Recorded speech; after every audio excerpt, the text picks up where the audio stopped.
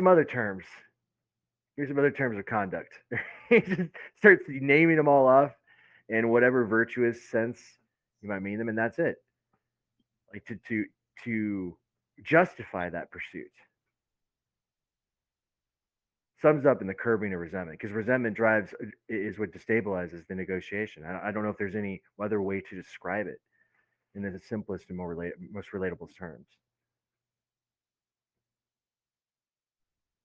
But that might help you. Do, I know thinking about me and whatever the fuck I'm doing over here.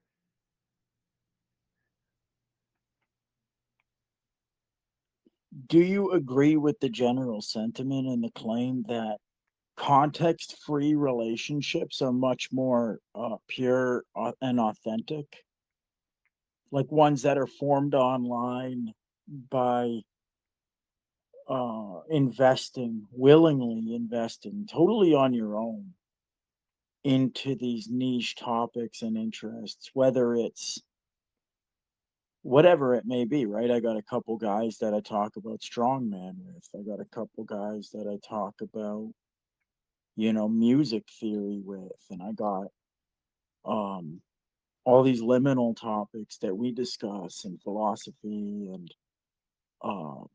coping strategies and stuff like this, right? Mm-hmm. There's no external pressure whatever on us, where it was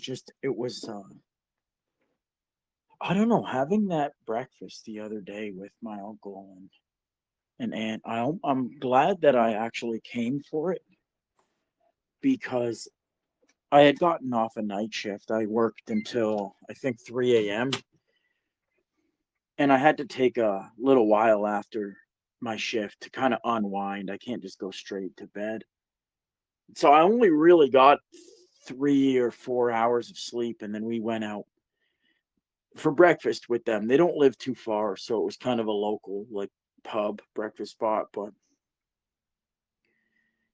just it was mind blowing to me how much of the conversation just centered around resentment for like estranged members of these families that are not on speaking terms, and they have taken a vow for life that they will not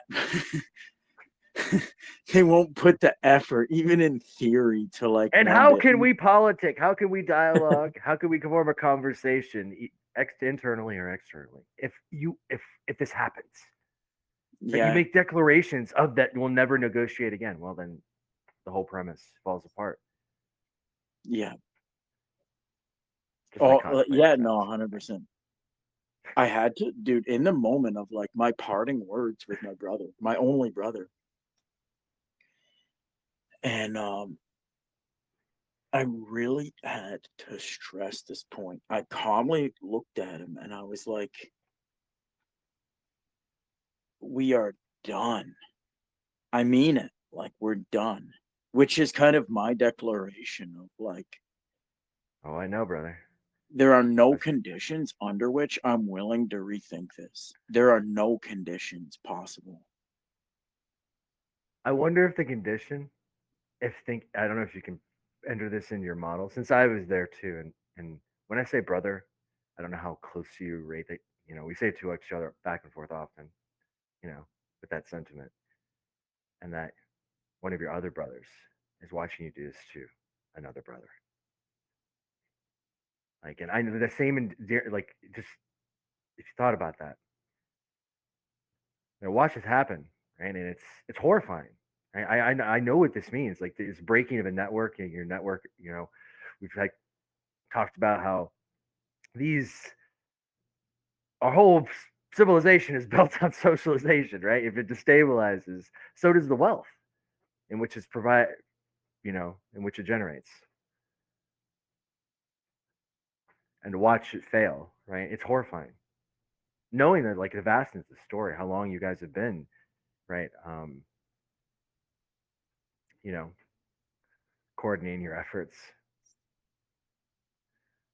poorly, perhaps, but still, nonetheless, bootstrapping your way, right? Like the rest of us. to watch it fall apart. None of that ever just entered an equation. But hey, it's like, is there Mhm. anything? Really, there's nothing that could change your The tides that alter your bind or view. whatever. Seven Yeah, tides that bind. that could be me. That could be me.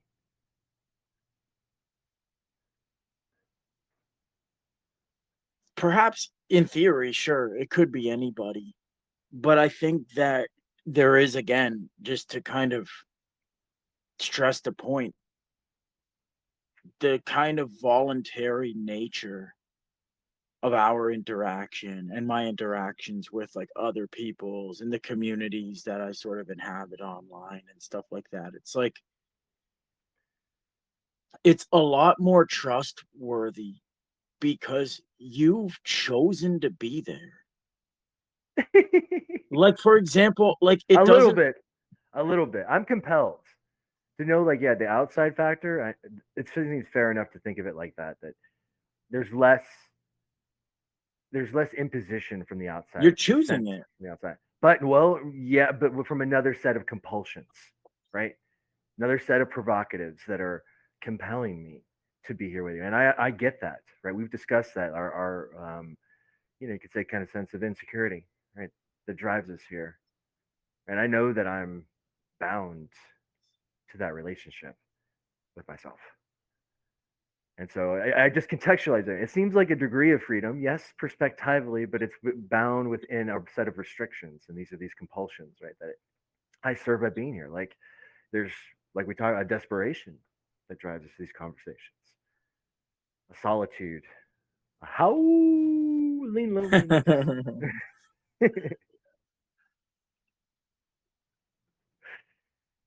Yeah, no, you're right. There is like a different type of compulsion for sure, something compelling. Um, but it's very different than the ones that we're kind of fitted with. Like, let me try to say it this way. In that video I made, I kind of analyzed like Blue Velvet, the movie, and the whole main point I took away is that I'm really big on this idea of like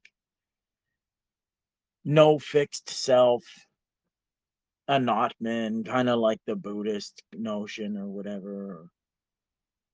The idea that like what a self is sort of like a transient thing. It changes over time, right?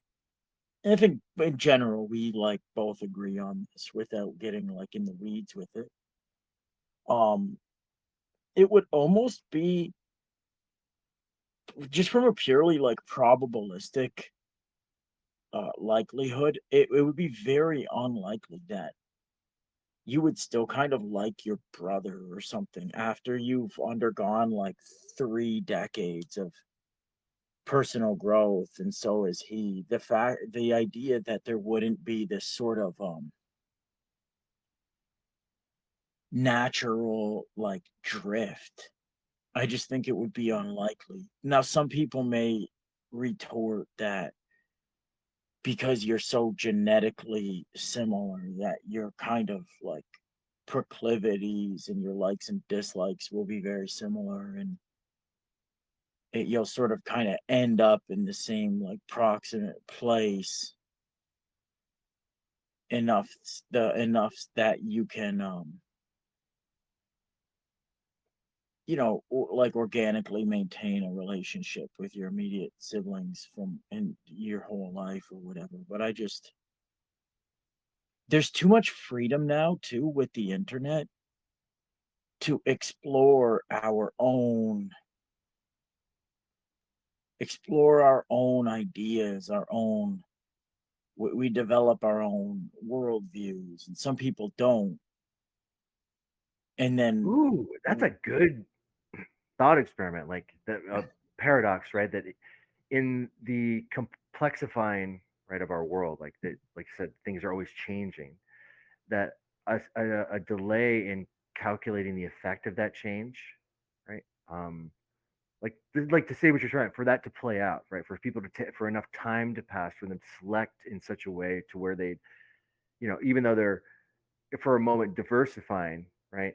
Their their tendency to like kind of center on a very particular set, should we say, right? A set of features, right, or um, attributes, right, that they favor. It would take time, right? The system would take time for that to play out. But because of all this, I said the speed of change, that to calculate, right, like when someone would like come all the way back and select something like that, that effect would be delayed because there's the diversity of how it would I suppose be expressed would be more underdeterminate. Like you get versions of it, but you'd have to like suss out like the archetype of that they're selecting because it wouldn't be like exactly the same thing, right? In a limited set. Sorry, I'm kind of getting pedantic about it, but I'm thinking No, straighter descent to like a logic, something more rigid. Maybe 𝘚𝘪𝘨𝘮𝘢 will get it. You let me know, buddy, right? but Drop some facts. the internet, I think, plays a pivotal role in this, right? Because it delocalized us, and it kind of creates like a bit of a veil of ignorance and a kind of like delocalization of sociality. Maybe that's too abstract, but like even Hudson Black the other day, he was saying how he did a review of Train Spotting, the film, which I'm sure you've seen, and he was like, yeah, back in the days, pre-internet, whatever, even if people were like a little bit of an oddball or they were a bit of like a mismatch with their friend group, they sort of like just went out and hung out with them anyway because just the physical proximity and whatnot. Like you couldn't really be just like a house rotter back then. There's no internet to like hang out on. He said in like a different world, these guys would have been just in some like Discord forum or whatever. But back then they were kind of like out with these people that they weren't really like a fit with at all. Ah, But here, they just I sort may of have figured it out. Like people just sort of like managed it back then. maybe I have a better way of describing it because I'm thinking like two different domains of like ideas of like time and space, like how things are progressing. One, I was imagining like an old world where, like, say, two siblings, they're in an area and they decide to like migrate right to a new region, right? And somehow along their migration, like their patterns of selection, like some you know inheritness, right? And their selection and they're selecting the similarity plays itself out, right? So inevitably their families like they develop and they end up in a similar region, right? Inevitably, and thinking that all of this is taking a long time because of how long it takes for events to play out. But in our world right now, like the selection process, like the things you can interact with, like that, the time has shrunk between you and what you can interact with. Where in the like in the older, it would have been perspectively like new places, new things, new people would have been right longer intervals you might imagine would have taken place.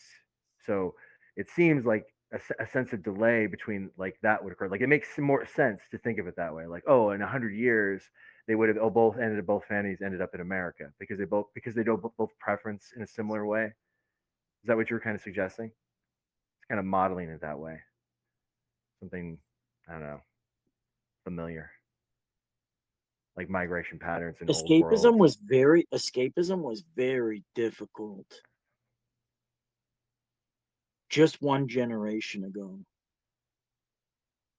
The only form of escapism would have been into books and things like this. Like you would have had to sort of, because God knows you weren't going to receive like any kind of useful education from the school system. So you would have been like one of these book nerds. You would have been a book nerd, basically, like the guy that reads about rockets or whatever in magazines. But like Oh, probably at some place, yeah. Just like that 100 was years ago, very rare. for sure. That was very rare. Most people weren't like, that show the Big Bang Theory or whatever. Like, so they went to work and they got all of their social fill from like their siblings. They were a lot more invested with what's like going on with their siblings, with their coworkers, with their parents, with their kids' school. But now there's opportunities for other outlets and avenues to seek like meaningful social fulfillment. But not only that, but due to the kind of volunteerist nature of online relationships, they're they're superior, but almost like by definition, they're superior because there was no onus. You just chose it. So it's more a direct reflection of your like actual interests. Like if you're hanging out, say, in like on a World of Warcraft subreddit, right? This is where you spend like most of your day. You wake up and check it. You're like a fucking mod there, moderator, whatever. You're not in a position at all to really complain too much about it. Like you can complain within the paradigm, but you can't like complain about the whole thing as a whole because like you've chosen it. It doesn't really make sense to.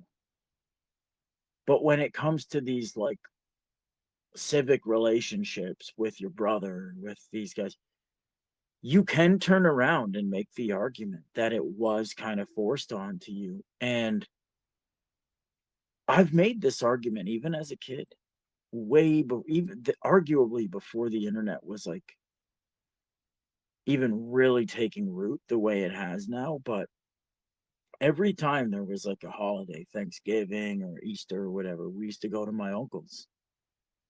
And I fucking hated it. We would get in the car, we would drive like half an hour, more than that. We'd drive like 1 hour. And I didn't know where the parks were in his neighborhood. I didn't want to venture too far. They tell me, don't go too far. You got to be back for dinner. And, he had a swimming pool, which was like cool, but they would just sit around and watch NASCAR. And I'm like, fuck, I hate coming here. And my mom would be like, I would tell my mom, like, I just hate going there. It's boring. I'm out of my element. The conversations are just boring to me. Just a bunch of adults like gish galloping over fucking nothing. And she would always say, "Oh, what? This is your family. This is your, um, you gotta fucking spend time." And I didn't get the reason for it. I'm like, why? I don't get it. What does it do for me? She'd be like, well, don't, it's not about what it does for you. You just do it because you do it because you do it. Like, it's just what you do. And I was like, I don't get this. And I always, but then like, say, I'll give you one more example. Like, as tech started becoming more impressive and stuff like this, right? So again, before the smartphone, but you started having like the Game Boys. And so I would bring my Game Boy, and it was like a bit of solace because even though I'd rather be home on like my PlayStation 2, which was like a big console, you can do a lot more with it.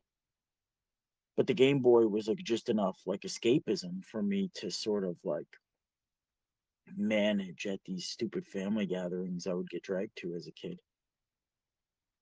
And then at a certain point, like you had the full out internet is in your pocket at all times. All of your like friends are in your pocket. You've hand selected them all.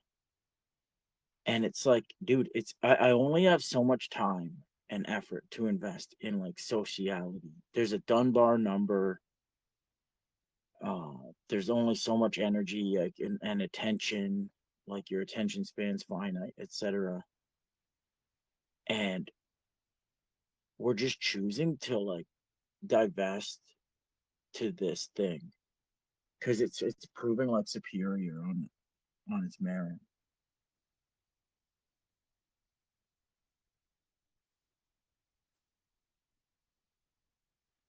So Well, you I basically mean, get to to, the to point where some you're degree, like, to some degree, it does satisfy.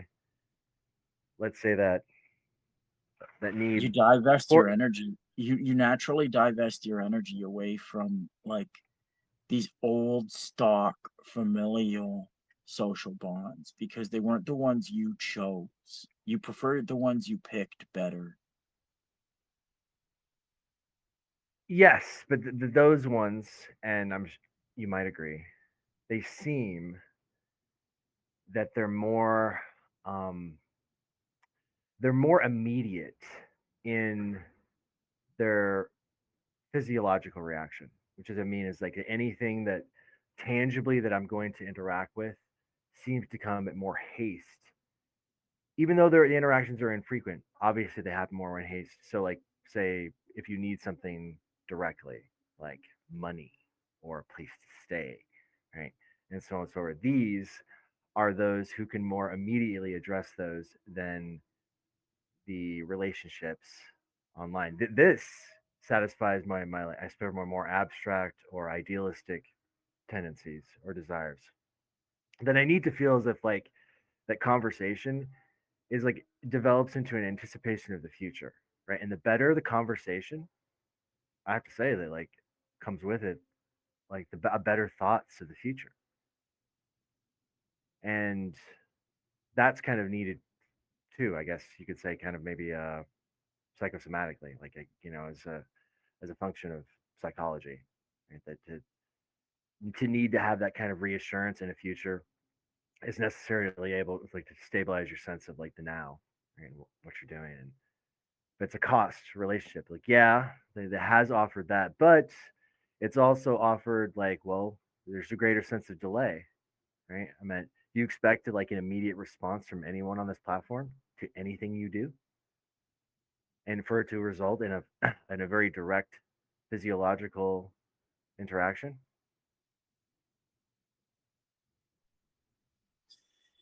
That's what I Yeah, would ask anyway.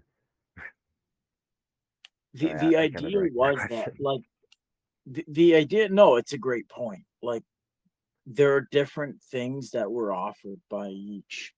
They had their strengths and their weaknesses, but the problem with specifically the white nuclear family was that it stopped offering those like nepotistic goodies and the ability to really take a loan like to the extent, yeah, my parents will still help me like financially in a way that like people on the internet wouldn't, for example, but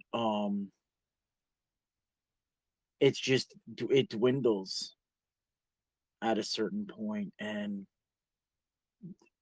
as it dwindles people have this sort of expectations that you will just inherently seek to foster the relationship because or nurture the relationship and foster like good terms with people because it's just inherently what you do.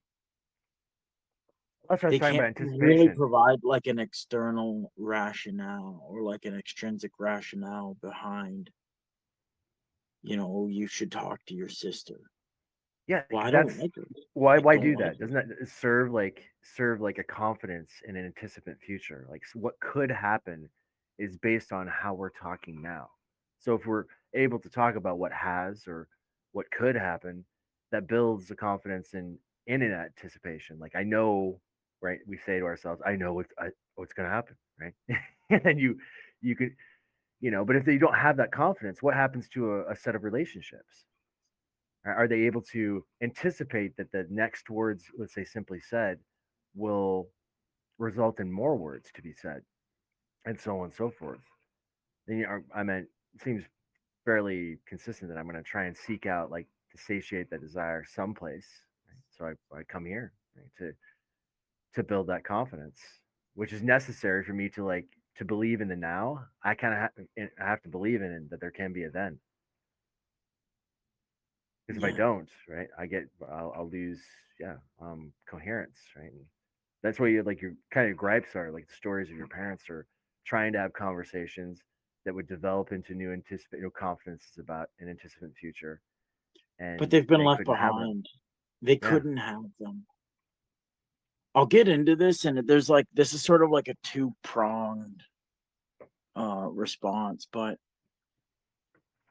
number one, even people with the best intentions in the world, Sigma wouldn't be able to humor your ideas at a certain point, right? Like you could be trying to talk to like a coworker or let's say your parents, right? Let's say you were talking to your parents and you were trying to tell them about like this idea you had that was like a new take on a new take on Plato, or it was not just philosophy, but just like anything, right? It could be anything. Even if they were doing that whole like, oh, that's great, honey, shtick, you know what I mean? Where they kind of like humor and placate you. At a certain point, they can't, even if they wanted to, because it's fundamentally too outside of their wheelhouse. It's like too outside of their world view. It's alien, right? Like a lot of Under the those things conditions, that you're right. It is alien because the conditions, like the topography, I they're suppose, like, doesn't what is look this guy talking about? Like, what right. It is doesn't look he? like that. What are you Yeah, crazy? exactly. It looks like some mysterious like artifact or something to them. They can't really understand. And you get alienated from them. You're like, we're not the same. And it's very sad because it's easier, I think, mentally when somebody's being a dickhead and they're like not wanting to kind of build with you. They're not wanting to like foster the relationships and whatnot. But what's way more sad is when they are trying, but they can't. It's like they tried to sort of be interested in like what you're interested in, but it's fundamentally too outside of like their um their purview, or their like it's beyond the scope or whatever, however you want to say it, right? It's And it's so convenient it's sad. convenient to think that, right? That it seems extremely delayed. It's formidably, oh, the sense of insurmountably delayed. But that's all. I could think fatalistically, but what I meant, that just closes doors of already underdeterminate prospects and speculations. Like the feeling, I agree with. Like to note that, like I feel like that. It feels terminal, like in the letter, right? Terminal failure. It's Yeah, yeah, yeah. All like systems fail. Yeah, and so does he apparently. But I know that's just it's a it's an meltdown. illusion. But that's what's causing it. That's the just the persistent noting of it may be that simple. What if you and your brother at the same time didn't think that about each other for a moment? Is there a possibility of change? Like maybe it isn't terminal.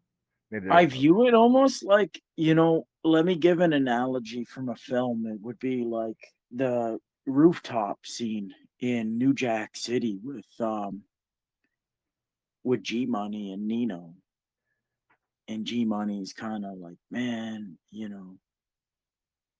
fuck, like I don't know how this all got so messed up between us. Like we're all we got. We're brothers, man. We all we got. And he's like, let's just forget everything. Kind of like what you're saying, right? What if we just didn't think? What if we let go of like all of the events that transpired like between us, and shit got complicated back there. It got really kind of weird, but like, and they both want to do it. Like they both actually are like, but then Nino Brown kills him, and it's like we can't go back. You know what I mean? Like what transpired is what transpired, and it left us where it left us, it kind of like shaped the present moment in such and such a way that the conditions are like thus and so because of what happened, and Oh, what a weak will. That's what I've. Oh, you bring that up. It's just weak. If there's anything that like that triggers that in me, that sense of just the only like that chance, the ick, only chance you would have, ick to weakness. the only chance you would have, in my opinion, right? And this is something like what my family has always. This is the one thing that they failed me, like they failed themselves, right? Forget me, they failed like all of us collectively. Is that were you to like try to attempt something like this, where you just say, let's both together just let go of the resentment. We'll just step over it, literally, like here on, like new start, whatever, right? There would be these like looming animosities still that they kind of like persist regardless of the effort at first to want to get over them.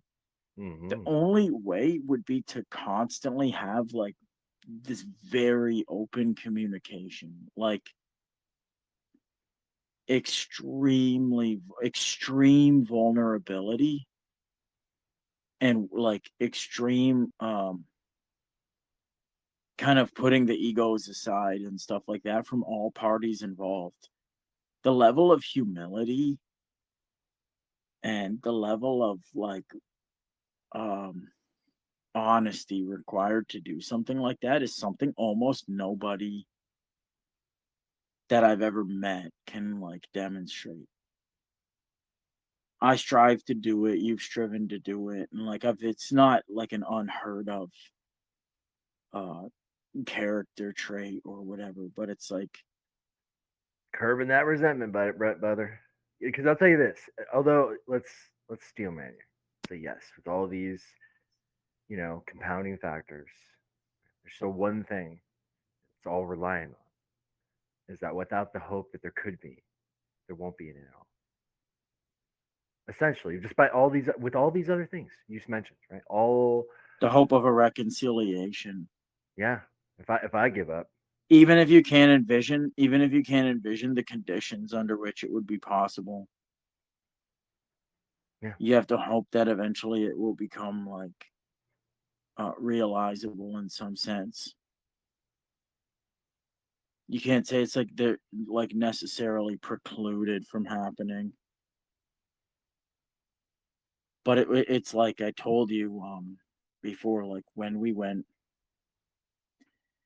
oh man, going to these like my father's only got one brother that he still talks to. He's like a brother of five, but he's got five brothers basically, and all of them are like excommunicado. bro. And yeah, all of them, right? And I think he at first sort of split from them and like they him, like to where they were sort of a cohort and he was like the odd guy out, right? Like he was the one that like people. But then as the years went on, I think they internally like fractured again where they had problems with each other because I had a temp job one time.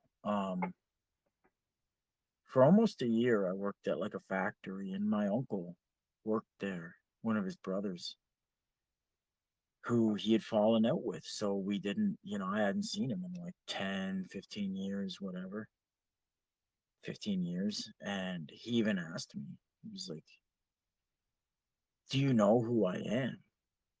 I was like, yeah, of course I do. But even the fact that he would ask, right? I was like, fuck, dude. Like the fact that that question needed to be asked, like I had spent like sleepovers, like I'd spent like many Christmases at his house and stuff like this, right? So the fact that he'd even have to ask, but then, as I kind of worked with him more, we had different jobs in this factory, but I would interact with him like where I ran into him, you know, how's this, how's that? And it sounded like he had had some like fallout with other siblings after his and my father's. and his son ran in once to to my uncle that I had dinner with the other morning, breakfast, sorry, that I had breakfast with the other morning. And he said he had run into him at Walmart and he tried to say hi to him, which is his nephew, and his nephew pretended he didn't see him and he turned his back and like walked down an aisle and just didn't want to talk to family anymore. It's like,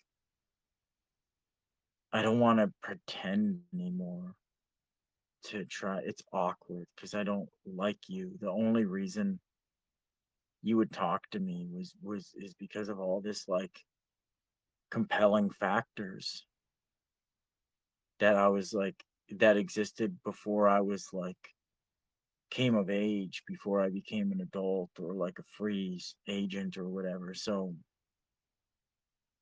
you didn't choose them at all. And then he's the same uncle he's talking about again, like how um his daughter's daughter was like pregnant or something. He was going to be like a great grandfather, and how he'll never see the kid because he doesn't talk to his daughter. And then they were asking my my parents about um my dad's daughter, which is my half sister. I made a video about her before, how she just kind of like waltzed back into our life and nobody ever explained. It was like the missing years of Christ or something. Like she was around when I was super young, had a couple pictures with her. You know, I always knew she existed, but nobody told me like where she went, nothing. I just knew my mom wasn't her mom. And then suddenly when I'm like 30, 27 years old or whatever, they just like link back up through Facebook and we're like a family and she's got a family and meet your nephew, meet your niece or whatever, right? And I never invested in it because I was like, this is fucking plastic. This is like there's nobody. It would have been different had she come back and offered up a story like, this is where I've been all these years. I know it's probably weird for you, but like this is why you didn't see me for literally like 25 fucking years. I did this, I did that. She just popped in. She was like, "Hey, yeah, we're having dinner. We're all having a barbecue." And it was like, okay, I'm not gonna be rude to you, but like this fucking. I felt like I'm owed an explanation, and I shouldn't even have to ask. And if you're not offering one up, then it's gonna change like how I interact with you. But then now they're not on speaking terms again, which vindicates my like not investing in that relationship. And nobody even tells me why. Like my uncle, he says to my dad, "Oh, do you still speak to, let's call her Jessica, right? Do you still talk to Jess?" And he's like, "Nope, and I have no desire to." So they're re-estranged again. And nobody told me. Like they expect you to like invest in these traditional like family bonds or whatever. And when I say traditional, I mean like pre-internet, pre-whatever. But then they don't even like my family's not open. For example, my brother never ever talked to me about he would talk to me about everything else under the sun, but he never talked to me about like his struggles with women, which he obviously had. He'd never had like a girlfriend his whole life, and a lot of it was because like I think, my boomer parents are very embarrassing in a lot of ways. My father could be like quite embarrassing when he's just trying to be friendly, but he's very embarrassing to like house guests and stuff. And I was a bit of a recluse, like I was a bit of a fucking nutcase when I was young.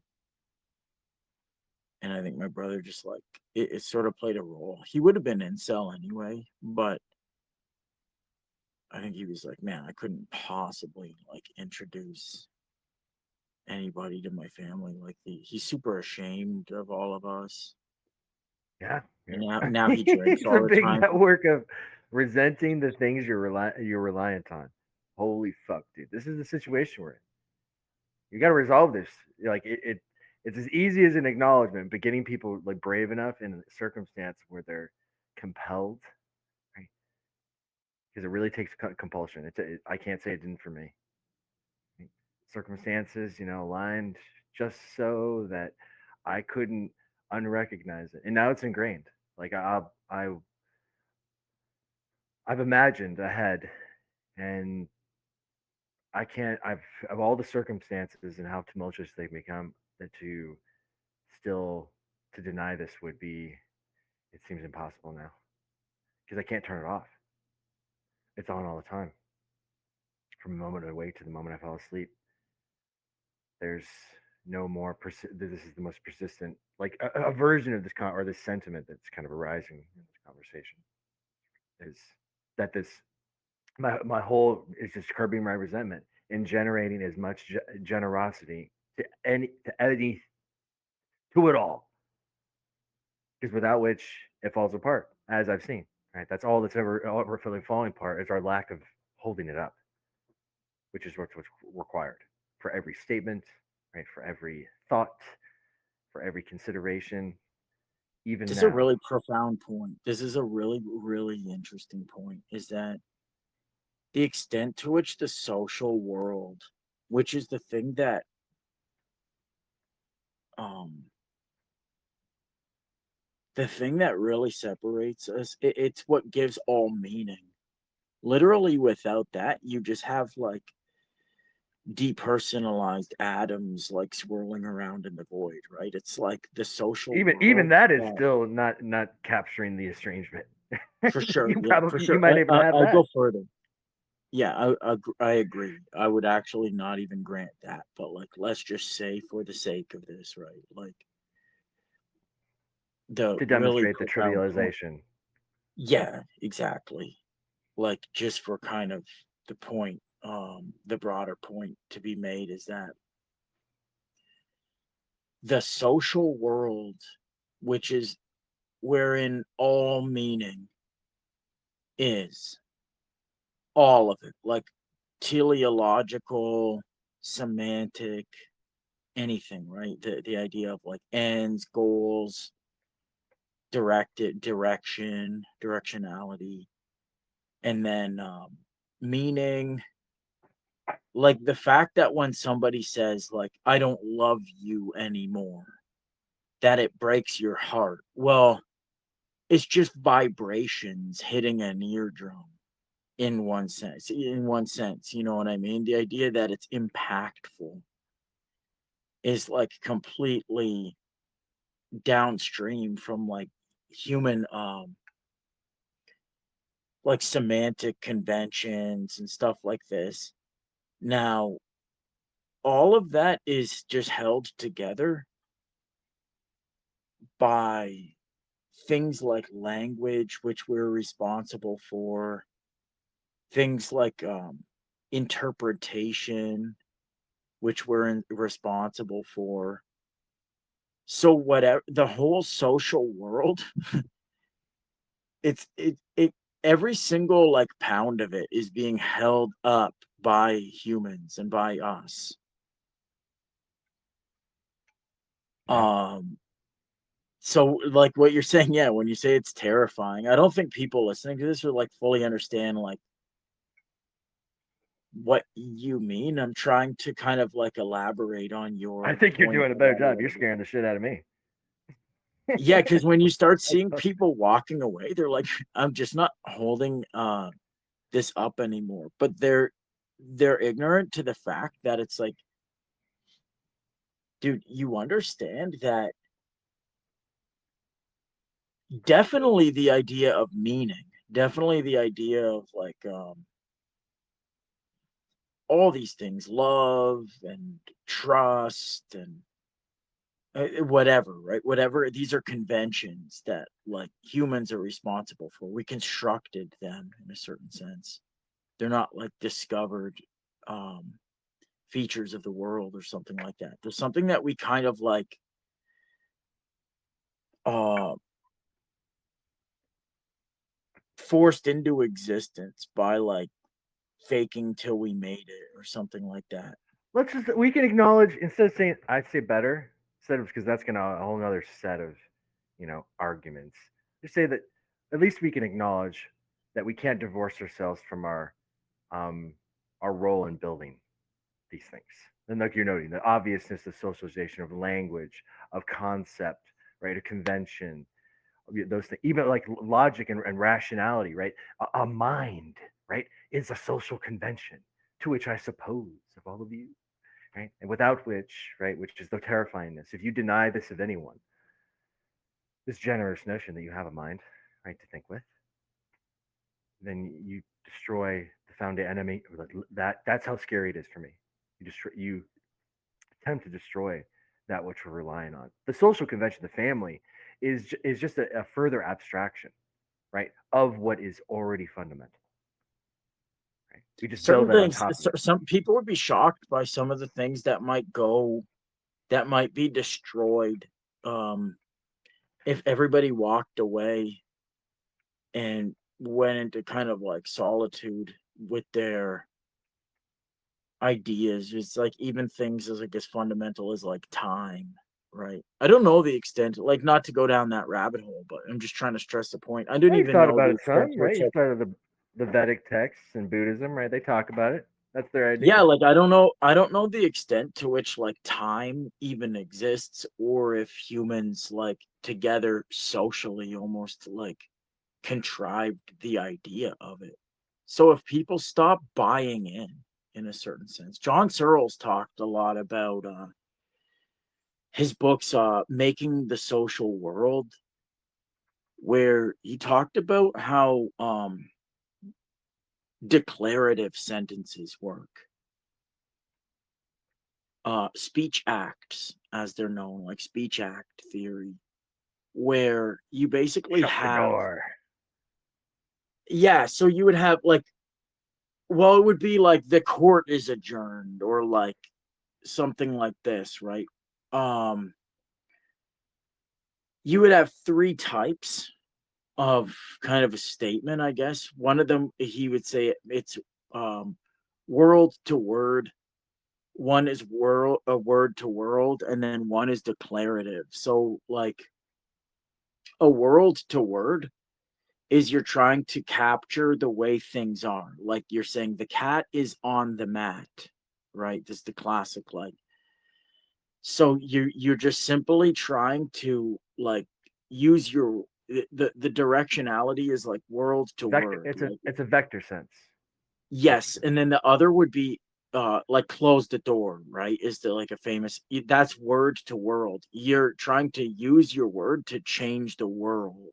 Like you're trying to alter like the facts of the state of No, maybe affairs or that's the other way whatever. around. Actually, can I invert that? I think the better is that the first one is an orienting sense, and the one you're describing now is a vectoring sense, and then the last one is going to be the positioning sense.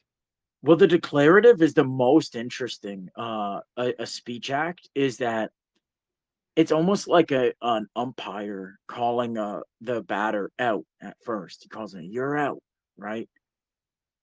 It's somehow the fact of somehow like the act of the speech creates like the fact of the matter. We sort of take it. Um, I like that.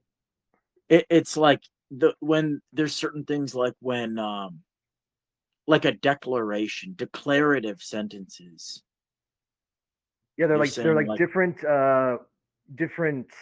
I could say variants or intensities of action sense. So in declaring, you're committing an action, you're declaring, but in this one, it's more immediate, right? So like immediately you're out, right? And then this other one, it seems as each term, each different one is creating a greater sense of delay in every other yes. description. And when you have a speech act, there's the declarative aspect of it that almost creates facticity. And we just but it's not like something discovered, really. Like, we didn't like discover the fact that like this guy was guilty of murder. We didn't, like, in a certain sense, yeah, we did, but the actual fact of the matter that he was guilty was determined by the judge's ruling. And the judge declares, like, I pronounce you like guilty before the court. That is the fact, right? Like, we would say that that's derived from like on an evidentiary basis, but the ultimate, like, if the judge had declared them not guilty, or the jury, whatever, same function. Like, Ooh, man, you're gonna fuck with people's heads. They start to think about that. This is how we build language. That this first, is how we built dude, this is how we built like facticity. Like, fuck language, right? Like, well, you're I mean, but right. You're right. for a child and their development, like I recall like that I was declarative. All of my utterances were declarative as a child. They're not descriptive. But It's just it's a declarative. dogma. I want. It's a dogma, right? Like, Yeah. everything in the social world, it's a because if you were to ask, like, well, how is he guilty? And you'd say, well, because the judge ruled that he was like ultimately guilty based on the evidence or whatever. And I mean, that's sort of I could see people misunderstanding like that and kind of strawmanning my point. And they wouldn't be like, 'cause it's a bit of a confused example, but it is like almost like papal infallibility or something. We take like certain declarative, like if I said like, how do you know he was out at first? Well, because like the umpire, he ruled him out. Yeah, people could say like, yeah, we reviewed the film or whatever. Yes. Well, But that's what not I'm the noting, point. That's not the point. yeah. Like, I'm saying the world is built out of people just like accepting that certain authoritative declaratives have been made, and then we just dogmatically take them, and then they kind of assume the role of fact, and we built the whole social world out of it. Like, other animals don't have this. And so when but it requires like a collective recognition. Like, for example, if somebody had like severe brain damage, or they had like, Down syndrome or whatever, and they weren't smart enough. I mean, I guess Down syndromes, they're not that dumb actually. Like, they understand like social, uh like, to some extent they understand like a lot of social cues. It's another bad example, but I'm just saying, like, um they wouldn't be able to recognize this, and then so for them it doesn't exist. Like, Well, they it's can't even hidden. like ascertain the It's idea like a of it. veil. It's a veil they've created, I think, for ourselves as our cognition develops. Like that sense of delay, right? Because it's what I was trying to describe is that utterances, like declaratives, like you're noting out, is how I imagine I built my language, The declaration and then creates the fact.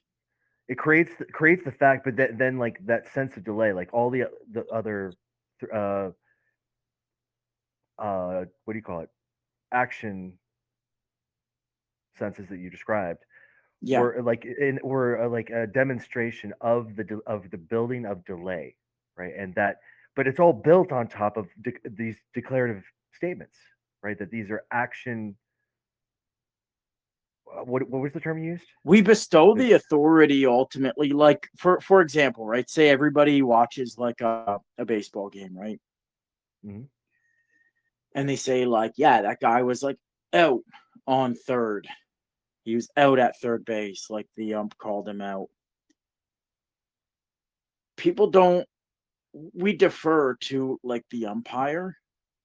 People may challenge his, like, people definitely would, even in ordinary circumstances, be like, oh, come on, that guy was safe. Look, his foot clearly touched the base before the What's the catch term was made. that you use to But stimulate this topic? but Just what to ultimately, represent? even those same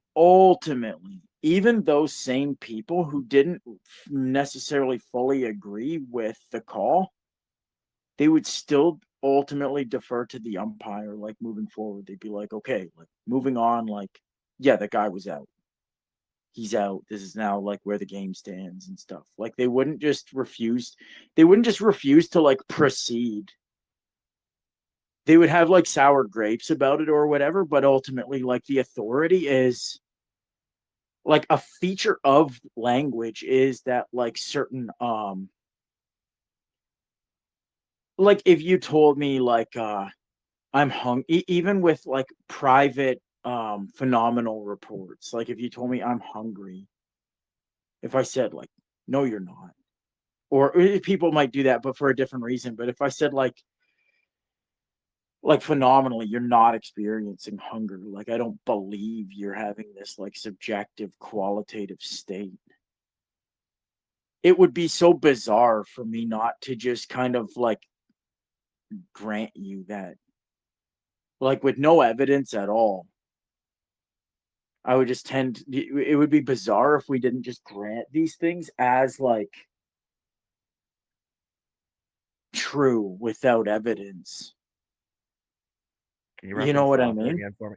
Can you reference the author again? Yes. Can you reference the author again? John Searle did a lot of work. And what was the term he talked about?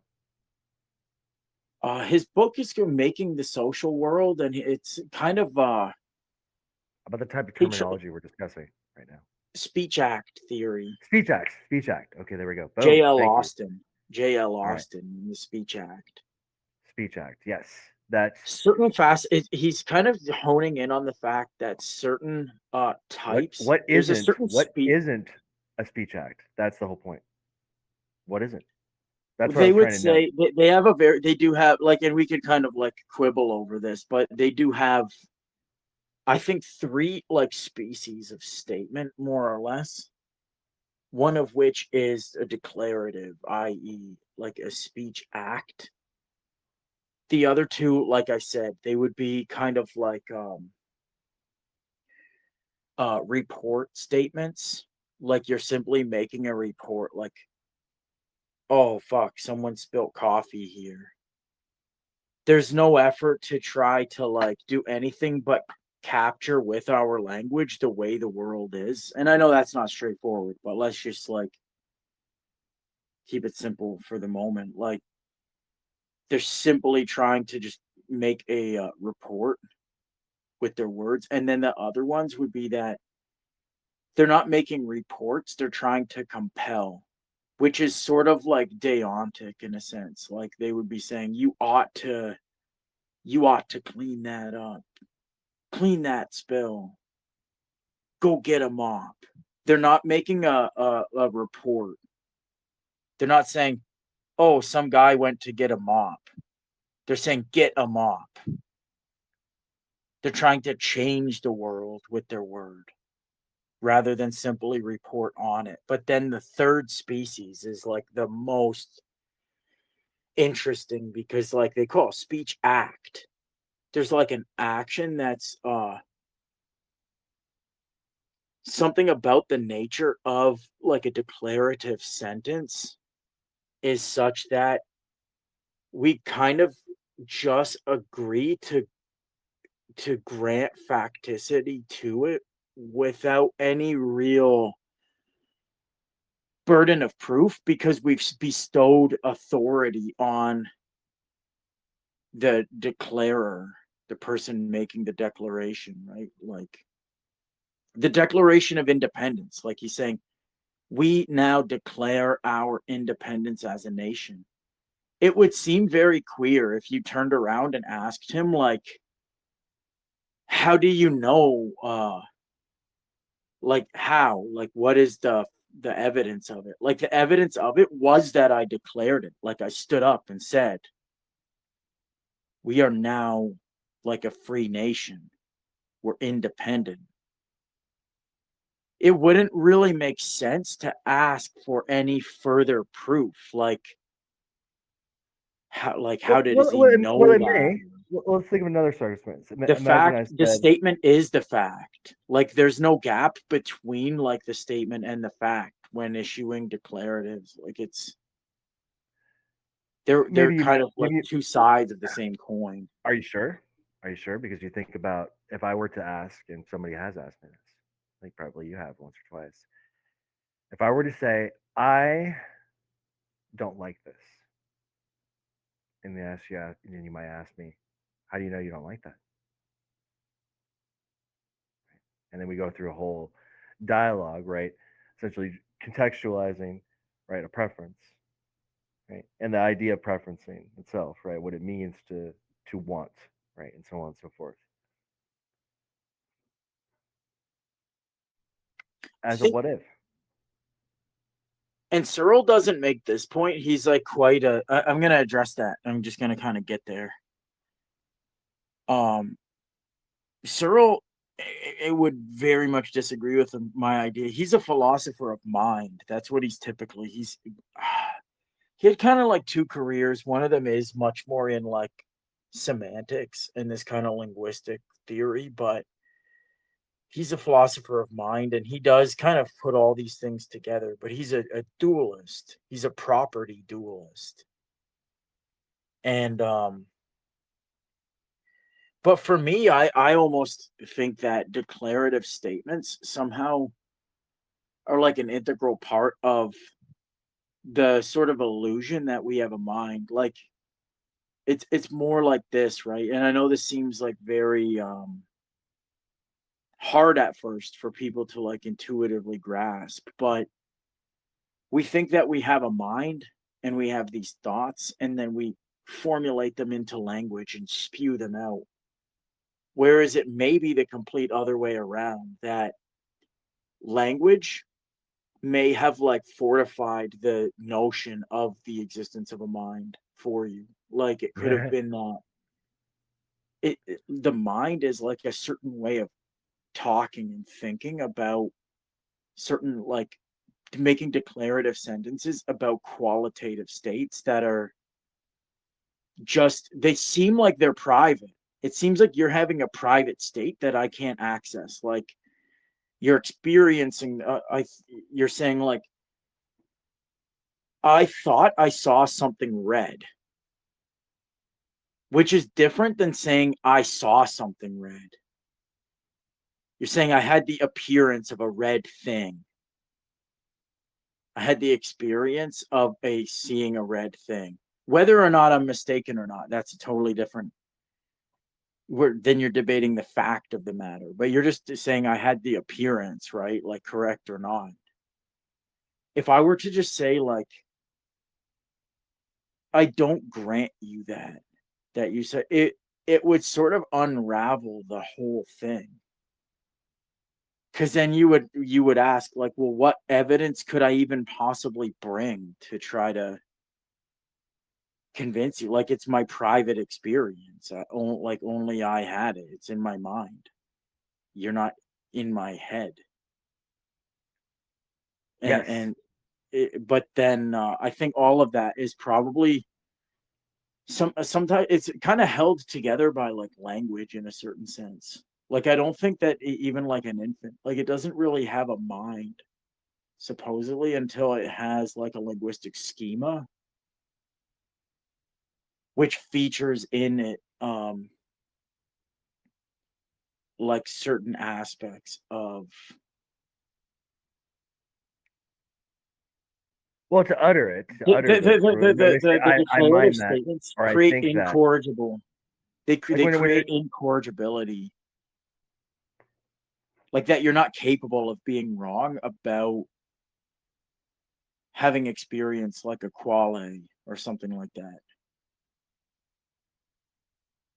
But I think it's a linguistic it's a linguistic contrivance, like the mind itself.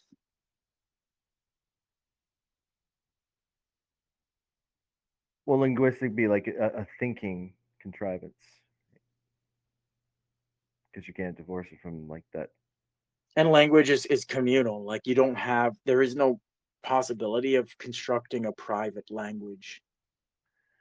No, because well, that whole thought experiment is absurd because the thought of someone else like having a mind and speaking, right, is dependent on that internal schema, right? It's Yep. And the yeah, ability to I had a really good, yeah, I had a good debate with somebody about that last night. just they gave right up. I was surprised how well it came off, or that I presented it. But for that, What? like that, boom, that click, because they use the old adage like, what right, or how do you, like, the basic critiquing, like, you can't tell someone else, like, what they're thinking, right, or how they, like, how they're, or in this sense how they're thinking, because I corrected them. And it's like, I absolutely can, because your whole idea of you being a thinking being, right, and having thoughts, Intersubjective, yeah. therefore, is Public. all dependent on mind, right? I'm assuming that you have a mind like mine. So, sir, you've really thought up through that statement when you made it. I know everyone says it, but they don't seem to really comprehend the implications, right, of attempting to convince me to deny your sense of personage when it's merely a granting of my own. Yeah. Fool. Right, that sets them down. And then the conversation is going to change, right? It's like, okay, right? This is Since what I'm, Donald Davidson, he called it the second person point of view. mm, tell us more. This, well, no, you just kind of summarized it, like the kind of intersubjective dependence and the idea that, like, the principle of charity is that for you to even believe that um this person has like commitments, he has a language, he knows what he's saying, he's not just parroting, he's not just simply parroting noises, but he knows what he's saying, like he understands the meaning that's being like translated in the discussion between he and you. um you already presuppose that he has like the notion of truth as a kind of a primitive, like, Yeah. Well, just and that, that but most of his that's beliefs me. are true. They're either true or they approximate truth, or that he's at least striving to make true statements. Otherwise, you couldn't ascribe the like mental states to him in the first place. Could And you go so, a layer deeper? One layer deeper. well, what this does is that it shifts the self into like this kind of intersubjective intermediary where it's like the second person point of view. It's no longer like we either have like first person reports and third person reports, right? That's the convention. Like Yes, I'm just noting a that third the person all, report is like me saying like Sigma, he tripped and fell down the stairs or whatever, and it looked like it hurt. I saw his head hit the hit the banister and it looked like it hurt. But then the first person perspective would be like you said, no, my adrenaline kicked in when I slipped and I didn't actually feel, there was no pain that felt when my head hit the banister.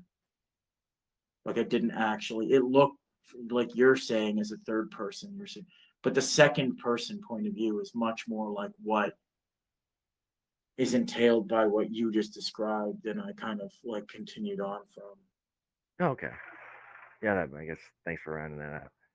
I thought I got Like an lost. I'm like, externalism about the mind, an externalism about the mind. yeah. Well, just that because in this first, second, third person is that it's all dependent on the first person. That's the central, right? That's the palette in which all the other characters are written, right? I assume that my capacity of truth and rationality is just like that you have one like my own. That's how I built it. Davidson believed that like causation was also, you would really like this idea, and it's probably like a lot to kind of but he believed that reasons can function as causes, which was like the I think certain people toyed with this idea in like the medieval period, like certain scholastic thinkers, and then it was like very much abandoned. And don't hold me to that. I'm not sure if that's, but I know he kind of revived this idea that like Let's pretend it's the case. How about that? reasons can function as causes. So causes aren't necessarily like just mere physical relations, but they are kind of like interwoven in the social. Like if I said like, oh, why did the burglar turn on the light? And then somebody said, because he wanted to like see if there was anything valuable in the house. That is giving a reason, but that is a cause, right? That's using a reason to like account for a cause, right? Rather than just thinking in terms of like the physicists' terms. Oh well, causation is always this like physical relation, dependence relation of like if this then that, this Like therefore why did that. the atom bump into the other atom? Reasons. Yeah, because of physical forces, things like that, right? Yeah, it's just Mass. they're just trying, as someone previously said, they're just trying to dry out the story, but it's still magical and it's still bound to the same shit we're having to do it because we operate this way all the time, and then in some way we just imagine that it's not happening here, right? But no, it's totally happening here. You're still just making the shit up, and So why? Yeah, that exactly. So then why can't reasons function as causes? because there's no boundary between the two. Yeah. That's the thought experiment. That's the realization at some point. They just keep suggesting it because they're presenting it in with like angles and points, Yeah. all of these things that make it seem that it's less magical because this for some reason like the sense of rigidity somehow or maybe consistency is what um dissipates the magic, right? The mystical, right? As because the only way I've ever been able to imagine this term or relate it with anything kind of physiological sense is like a cloud, right? It's it's general, it's generic, right? It's ephemeral. It's all these terms of like ghostliness, and then from that, right? If the ghostliness, right, which we attribute to like the mystical and the magical, forms like the consistent, but it's all just presumed, it's all built on that substrate still, Mm. all still there, right? All that rigidity and all that non-magic made of magic, the woo woo at the end of the day, right? And that's or at the beginning of it, rather at every moment. It's that's a better way to say it. At the beginning of every day, it starts this way, and we convince ourselves out of it, and it's created this internal conundrum, which has resulted in all of these endless dialogues, right? Endless diatribe continues on, manufactured This is from the only way we do things, right? Chop up the world. this is why I like science fags too. They almost kind of one of the biggest crimes I think that they're guilty of is that they assume that their domain or like their discipline sort of like didn't need philosophy. It didn't need like thought experiments and whatever. Like we deal in the real world. I got my hands in the acid. I got my hands in like the clay, or you know what I mean. I'm like manipulating the elements. But the thing was that it's very obvious that each discipline that we now think of like comprising the sciences or the hard sciences were all evolved out of sort of like thought experiments, like different. You read these old, like Platonic texts from like Plato or whatever, where people would have these symposiums. They would have dialogues, basically. It was all dialogical, like all, and they would say like, well, what about like the chicken and the egg? They'd think about stuff like that, Oh, right? I got chicken and egg example. For anyone listening, think of this: is the concept. I'm gonna say is concreteness an abstraction? And Yeah. if you admit this that it is, then this is what we're in. This is the recognition of the paradox, right? That the obviousness, right? That science attempts it, like that sense of like concrete, obvious, direct, is still built of ambiguity, right? The ambiguous conceptualization and sense, right? And that is right now probably the hardest resolution for anyone to make is to sit with that, right? Shall we say? And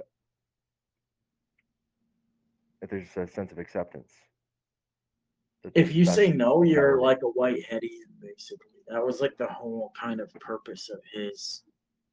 If once you understand the fallacy of misplaced concreteness, you basically understand like Whitehead's system. You could almost kind of like ascertain the way Whitehead might respond, even to like things that he hadn't written about. But what was I just about to say just prior to that?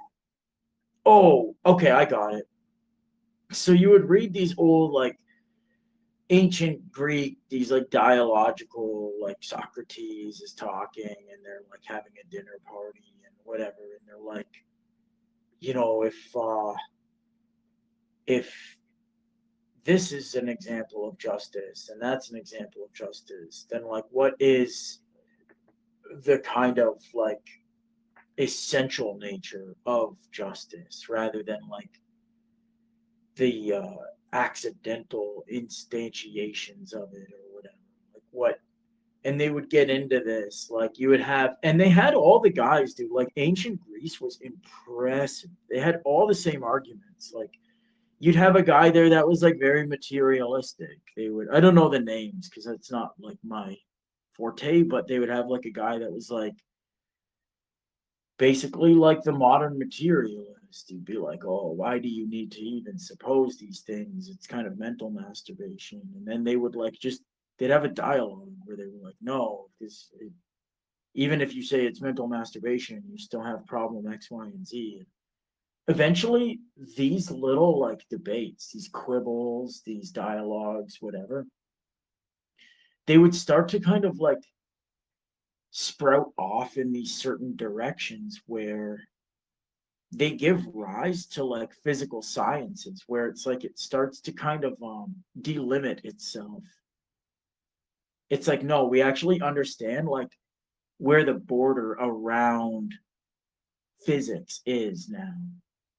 Physics doesn't deal with matters biological.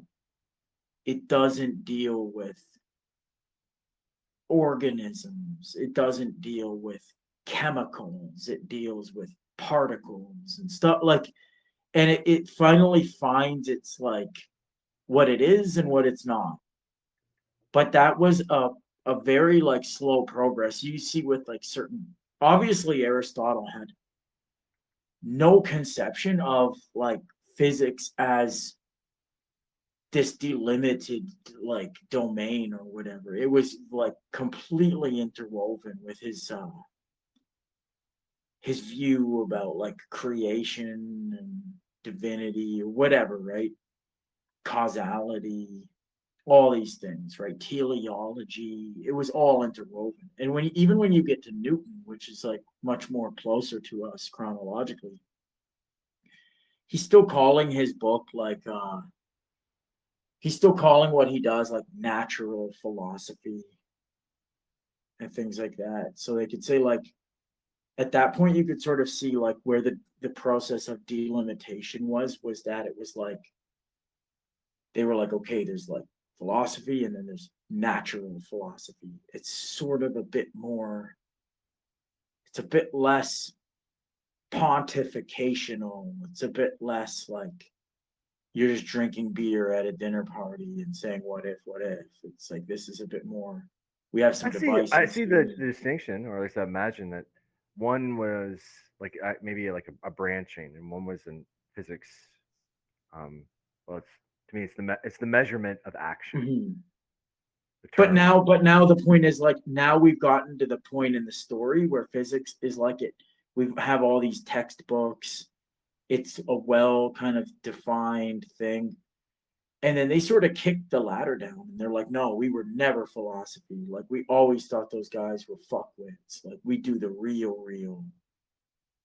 They just Right, deny because like the history of the their. supposition of action, right, and measurement, right? It's like I'm measuring action, right, in one sense, and then another school, which was maybe the measurement of status, measures like that would be like the seeking of like the essence of things, right? The substantive, right?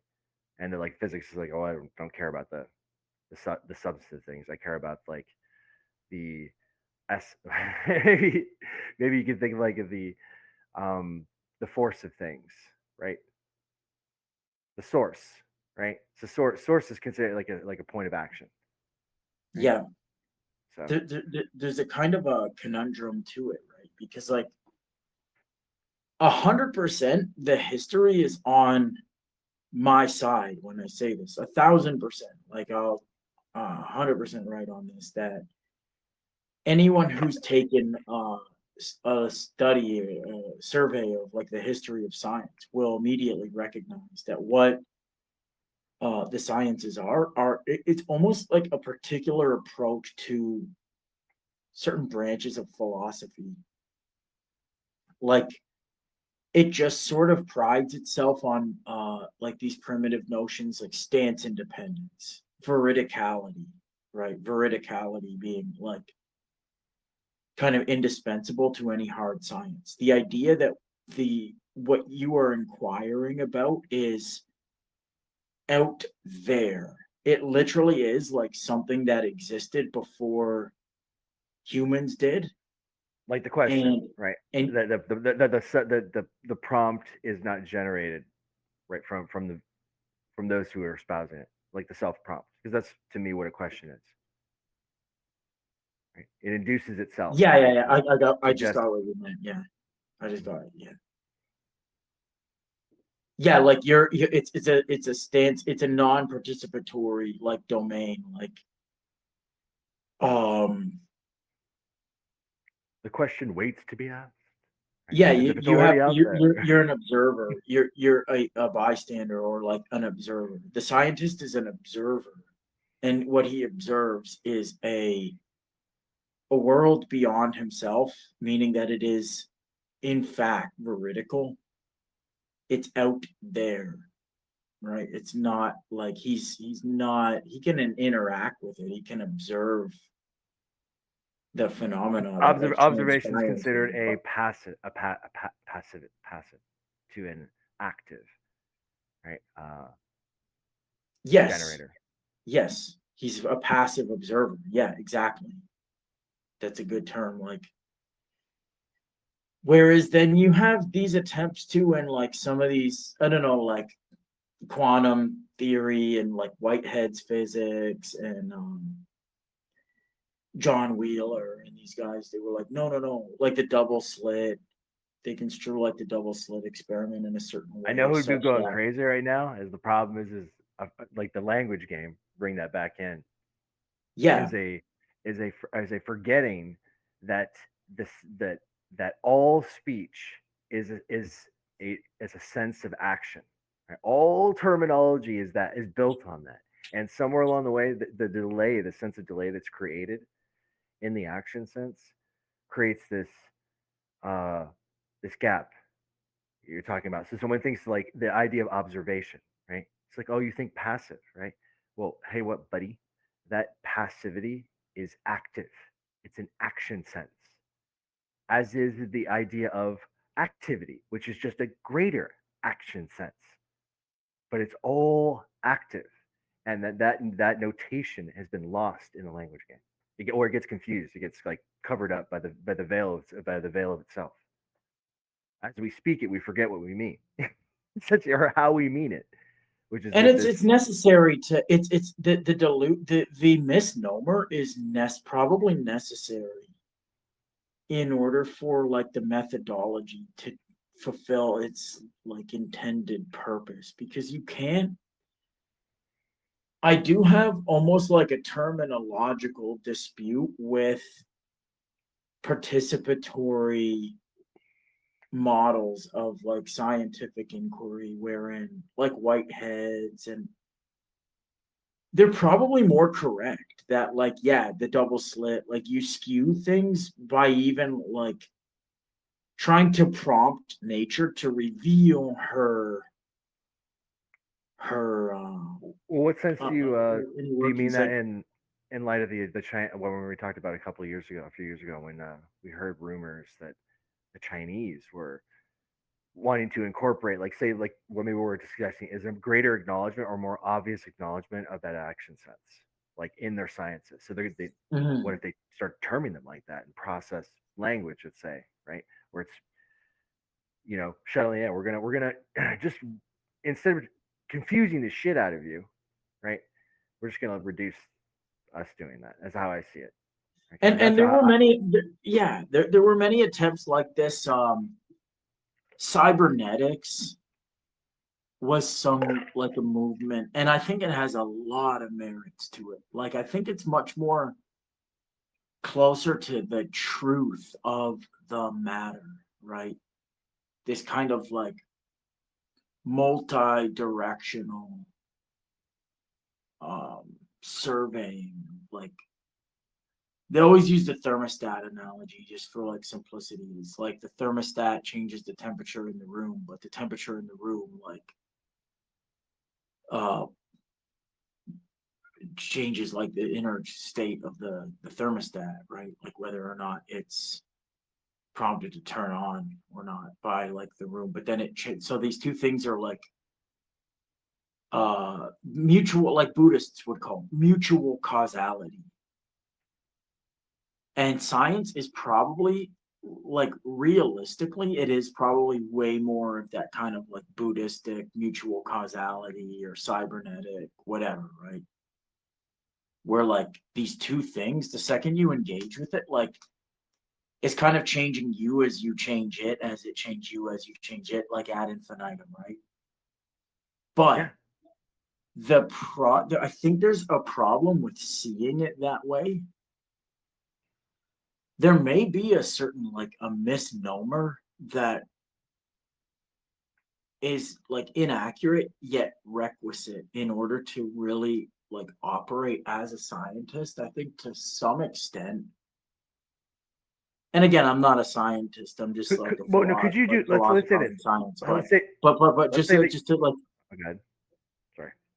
no, just to make like this final point like really quick, because I want you to like respond exactly to, I'd be interested to hear what you have to say, like, but the idea that you are kind of like peeking behind what Rorty would call like the mirror of nature, like a correspondence theory of science, where like it's just you're a discoverer. You're not there's your thumb's not on the scale. You're not, as you say, like kind of leading the witness by the way you conduct the survey or whatever, right? Like you're Mm. not skewing the results by the very like uh, means by which you tested them, and the criteria that you employ for assessing the results, whatever, right? You're just, we have to almost maybe tell ourselves that we're like not doing that, even if it's untrue. You have to be like, no, no, I'm like figuring out, Why do you think, like, you I'm seem figuring really her out, really her passionate about, laws. like, about espousing that, but like I think you'd be hard pressed to justify why that has to be the case. That, like, in like, I Mhm. get it, that we have to make this rigid sense of the world, and it's like I get the idea of doing it, We have to right? That pretend like veridic, because I would be, I'll explain it to you right now, and like I could give it to you in like a really technical and a non-technical sense, but um veridicality as a concept is probably functionally indispensable to science, even if you don't philosophically view it as a defensible. No, well, I think that it's like I say, it's a It's a misnomer. lie that's indispensable to like process in a way. It could, what could be, or like that you could reterm it, like there's a veridicality, a version of it that I pursue, which is to coordinate the world that we built. right? And so in doing that is kind of like the recognition that it's not being done, like that sense of uh you know togetherness, that's not done alone, right? That it's aggregative, there's um participation, right? That sense of participation, to acknowledge that as essential, like that without that feature there's no way to coordinate my efforts in the world. Like fundamentally, I've already assuming this, that I'm merely like acknowledging and calling it, that I can actually question it, would be the delusion that I would bring up, right? That I would tell myself, but it would never actually occur. I would always be like basically having to like as if assumption there isn't a choice in this, that there's no choice in this. There's just denial. That's all that ever occurs. That's all I believe is ever occurring in collective, is that a sense of denial is happening over and over and over again, generating the anomaly. And that what we're like saying, that this space betweens and all this are persistent gaps that are Yeah, it's being brilliant. It's generated. a really good point. One of the things that and this is where my epistemology, like, it really flies off the rails, but I think that there was always this tacit assumption that if something is like true, or believed to be true, at least it doesn't have to be true, but it's like 𝘚𝘪𝘨 belief that this is a truth about the world, then it must be kind of assimilated into our methodologies. Whereas I have started to learn that that might not be warranted. Like, for example, you may believe and have a conviction that X is true, or if we're talking like in fuzzy terms, it's at least more true than Y, right? However, Y may be instrumentally a better uh like doxastic commitment, a better belief to retain for for extrinsic reasons, for like instrumental, like as a tool, right? Like this less true belief might actually have better, more value. And so then the question becomes like, do we retain like X or Y? Like, do we, going forward, do we like suppose X or Y in our inquiries? And like Well, that's where the the context pragmatist comes in in. me, No, you're right. I have to concede to this. This would be where just because it, something's like more true, like your model might be like more true, but I might still almost argue like, but I can see more utility in the thing that I feel to be less well, true. that And I arbitration, almost want to I have to retain concede to it. that. No, I have to concede to that because that's contextualization, right? That, or at least for me, to acknowledge that that process is ongoing, knows that to, like, say, make an argument to include, to conclude it, would have to concur. I'm already admitting that, essentially, at the get go, right? That well, because if well, could there be a point? Could a point for the entire venture be fathomed without it? Without like that sense of interest, like that there's, it's true, but this other thing of doing is more instrumental toward whatever context you think it might serve. And I think this is why it's being promoted now, because I also have suspicions that what I'm suggesting now is not all that strange, at least to some. There are others who may think this way, right? Who make sense of the world in a similar way and are using this other model, right? This other way toward that effort, which would put credence to your point, right? That you can reason why um, doing it in this lesser way, perspectively, could be justified. I'll give you I one just, example. Sorry, for sorry, I more, cut you off. no, it's just that for more immediate example, like we'd have to define a goal, And the more immediate it is, the more justifiable it becomes. Because over the long term, right? If you think of like at continuum, my argument stands better. Like that this because this is the foundation of what's already occurring. So why not recognize more of what's already required rather than encourage a denial? Because I'll say this, right? The kind of like the more alethic valid notion might have less, it may cause problems in the fact that like it depends why you think humans are really engaged in like epistemology, matters epistemological in the first place. But I'll give you an example just to like really bring this down to earth. So imagine you have this illusion. It's a visual illusion, right? We all know illusions exist. They're extremely well studied, right? Visual illusions are like all over the place. And so they for example, right, you think that one wall is like longer than the other, and that's kind of how it appears to you. And it's not the case in fact. Some cognitive scientist comes along and he's like, that thing that you think is longer is actually shorter, even though it appears in your visual field as like the longer of the two. So now that you know the fact of the matter, the truth, right? The like alethic, you know, the aletheia, right? The truth about this, like that is now what you will kind of like operate with going forward. But you would argue like the illusion's better because it was like preventing me from like bumping into this wall or something. Like it was more operable almost to like function under the falsity pragmatically. So it's like we're in a position now where you almost can recognize like the truth in fact of something, but still kind of reject to assimilate the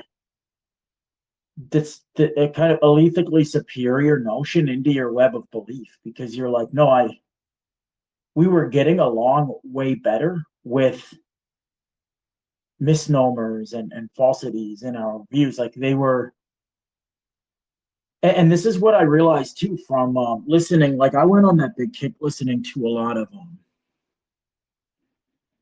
what was that guy, and I was sharing a lot of his videos to I'm not very good with names today. Metzinger, Thomas Metzinger. Mm. And he was the first one that pointed out, like, I heard him in one of his lectures. He was like, just because, like, a lot of falsities, a lot of misconceptions, misinformation, a lot of glitches, they had really good survival, like from a Darwinist perspective or whatever. Like they've really facilitated things, so they survived despite being false, because being false doesn't necessarily follow from something's being false that it's maladaptive, like biologically, and in many instances, like it's quite the contrary. False notions can tend to be like very adaptive biologically. And some people would say we are more biological than epistemological. Like the ability that we can do epistemology and logic and whatever math is almost the same way that we can that like Sebastian Bach can compose like his movements, and we can like play them on piano super fast. We can play at like whatever speed, tempo. It's not really what we're evolved for, like, but we can do it. We can hack it, but it's not really what it's not necessarily what nature had in mind. Like we've taken what kind of characteristics we've evolved and applied them to like very sophisticated things now. Human beings are unique in this. Like playing, Nature had in mind what to do, things that were out of mind. Does that make it's sense? possible, right? Because it modally speaking, it's not impossible. Like there's no reason why Jimmy Page can't play like a fucking guitar solo behind his head. It's not there's no like modal preclusion. It's possible.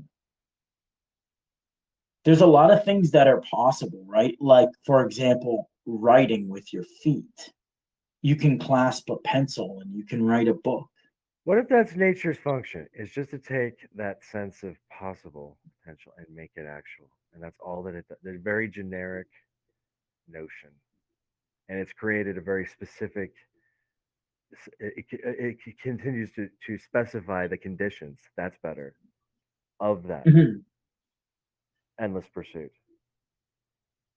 at the very least, which explains the diversity, right, and the paradox that arises in your statement. It drives me crazy. You say nature, like we're going against nature. It's like, well, that doesn't make sense for nature to like. We're suggesting that somehow we're outside of the bounds of nature, which created the things that now are going against its own premise, right? That like we're suggesting that it's doing something other than it intended. It's like we haven't like exited the world of nature yet to suggest that to ourselves. You look at That's like what, for example, right? Like I see what you're saying like fundamentally. I guess all I would do to like rebut that is just provide more and more like retarded extreme examples of like humans doing really weird stuff. Like Danny Way, right? The professional skateboarder. He jumped off the Hard Rock Cafe. He jumped off the guitar with a skateboard and dropped into a half pipe. Like the guy jumped out of a helicopter with a skateboard and landed into a. I'm sure you've seen these videos, right? Like mm-hmm.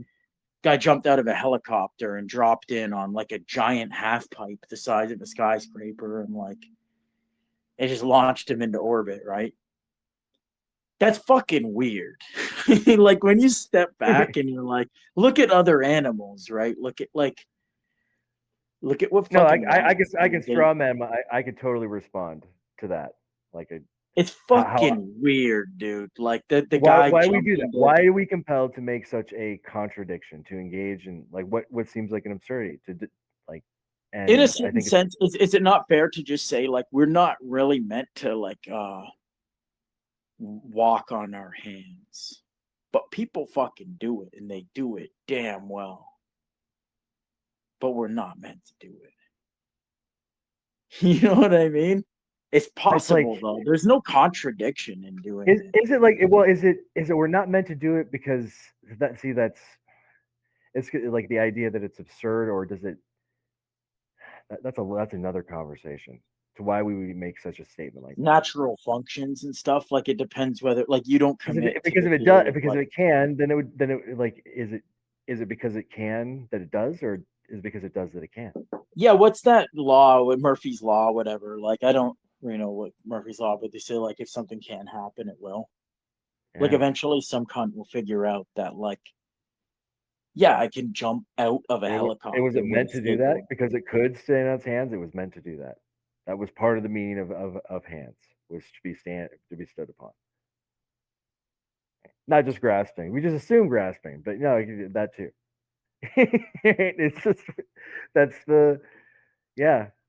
This is a That's really the contested debate in philosophy. Like if you read Ruth Millikan, she's very interesting, but she was like an eliminate. She is still alive, so I shouldn't say was, but she's an eliminativist, but of like a very different species than I would be. But she defends natural kind theory, but not like the idea that or like not natural kind, sorry, but it's not natural kinds, but functional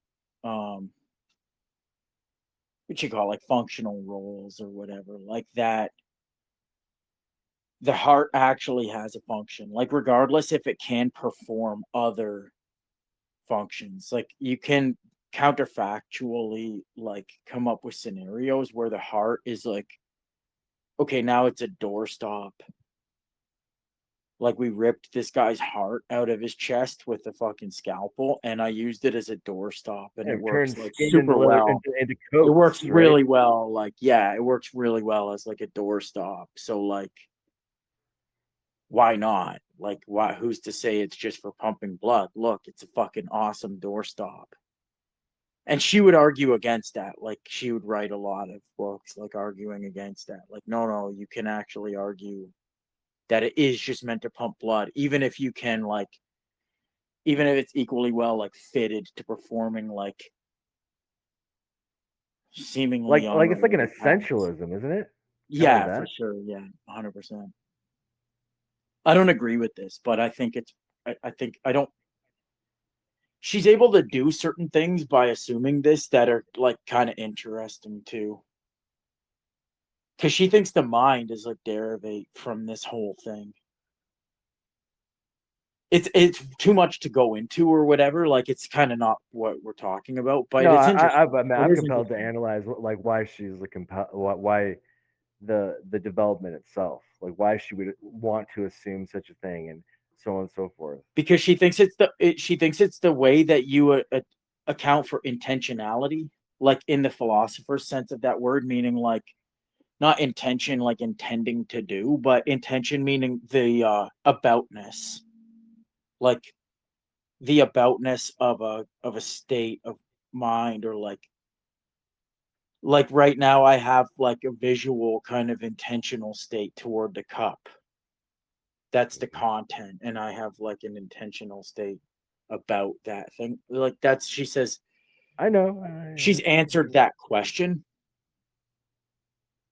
and she's like some people would say like Ruth Millikan has solved intentionality, like she's accounted for it in like she's teleosemantics, which is like she's kind of a biological like a philosopher on I would teleology. steal manner and say that the purposing is obvious, right? But it's multi vector, right? So there's dimensions of that tension um, developing, right, as the heart, right, as its particles and components, right, elements forming together, right, to render this process. Just likewise with that very process, able to render, right, that feature more purpose, which expands it just expands the system, right? Because it's another human, and we were imagining a thought experiment using the heart of another human, right, for Using decorative skulls as purposes, cups, using a skull skulls as as a cup. cups, and so on and so forth, It's a which good is cup. it's a good cup, and it's also a good heart, right? It works well before it was the So cup the or a skull good isn't head. necessarily it's no more it's no more um it's no more to house your brain than it is to like be used as some barbarian's cup. But both can be rendered. This is where it's still. Both can be both pursuits can be rendered of a value and a paramount value. Both can be pursued, and I think that's the acknowledgement. It's like, yeah, I can't deny that the purposing of a heart, right? Just in that way, it seems obvious, just as obvious as the dude who intends it as a doorknob. Yeah, the both are there, both are happening. Yep, that's how it's happening. Are you cool with that? Are you cool with just recognizing both worlds it's simultaneously, that you don't have to part it, right? Because both of them are generated on the same substrate in the first place, which is again to address your adjustment of the intention, like you didn't mean intention. Well, I'd like to say that there's really no there's reasons why you try to divorce him, but this Well, is made it of answers certain questions. Like the reason why I don't think I would be like ready to condone her view, but um I recognize that it would solve certain outstanding issues that are like sometimes tough for me to explain, but it would create other ones that I don't feel are like worth it. It's one of those theories where it's like if you accept it, it'll solve all your problems and like make new ones you didn't have before. I don't know if it makes any problem. I think it resolves the problems, dude. I mean, maybe initially at first, because the dissonance. Let's acknowledge that. Let me straw man it. Is that there is a consequence that at first, right, introduction, you could say, it's destabilizing because all of that sense of permanency is uh turned down.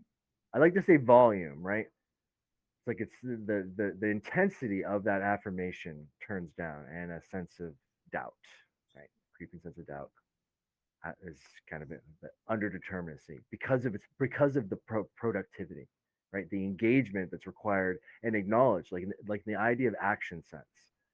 I've heard others like who've uh, familiarized me with this concept that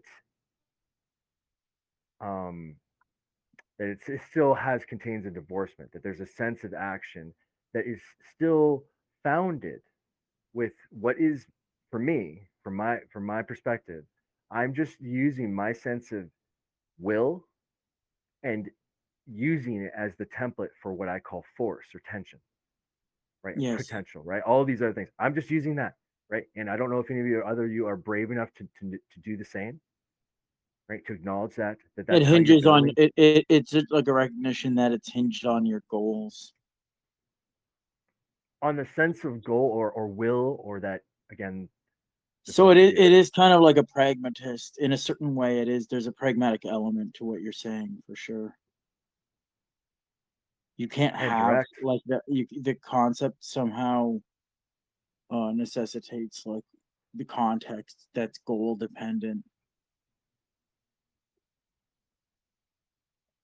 There's Yeah, definitely like a yeah, pragmatic element to what you're saying for sure. I would agree with it, obviously.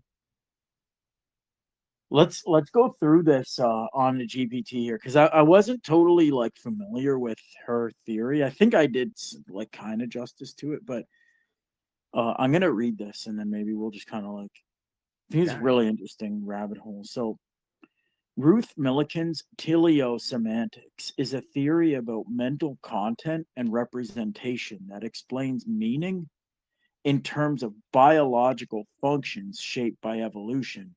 Here's the core idea. One, meaning comes from biological function and not intention. Millikan argues that mental representations, i.e., beliefs, perceptions, inner symbols, etc., have content because of what they are biologically supposed to do, not because of how we interpret them or how they feel subjectively. That supposed to is crucial because it is fixed by natural selection. Number two, proper functions. This key concept. A trait's proper function is what it was selected for in evolutionary history. The heart's proper function is to pump blood. The eye's proper function is to detect light. A mental state's proper function is to carry information that guides successful behavior. Even if a heart malfunctions, pumping blood is still its proper function. Likewise, a belief can be false and still have content. And number three, this is the last point. Representations represent what they are supposed to track. A mental representation represents whatever condition must obtain for the system using it to perform its proper function successfully. Example, a frog's fly detector fires when small black dots move. It sometimes fires at BB pellets in error. Still, its content is fly because that is what historically made the behavior successful. So misrepresentation is possible. And misrepresentation only makes sense because there is a biological norm of correctness. It keeps going and going, but maybe this one's interesting. I'll read this last one. No appeal to truth conditions first. Unlike traditional semantics, Ruth Millikan's teleosemantics does not start with abstract truth conditions. Instead, truth is secondary. Content is fixed by historical success in guiding action. A belief is true if it corresponds to the condition that historically made that belief useful. So teleosemantics' aim is to naturalize meaning, explain it without any mysterious mental fact, account for error, misrepresentation, and malfunctions, and ground mental content right in biology rather than in language or consciousness. That's a fucking crazy, dude. That's a fucking crazy philosophical project, man. Well, the project's it's doomed to failure. It's easy to address this, like where I would the question would go and where the failure would occur. It's so ambitious, though. It's not. It's ambitious, and it's prop. It's exclamative. I think that's it. You're sensing ambition. I'm sensing just like propaganda. Like it's espousing things and then still relying on the Truth very thing conditionals. it's attempting to depose, right? Because there's old biology. What does biology resemble in this? An authority, right? And Yeah, you yeah, just yeah, push yeah. her right back into it, right? And it's like, bam, you're right there. You didn't leave it. You were trying to can tell people where you see it. You're trying to find the exit, yeah. There's Uh, aspects of that you that I do picky. fundamentally agree with, but I agree with what you're saying too.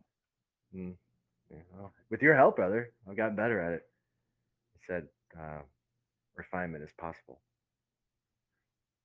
But you got to believe in You're it. saying because biology as a discipline doesn't really correspond to like how can that particular um mode of analyses be like privileged in that sense, even over truth? Like she's saying the kind of alethic properties is secondary, truth and falsity.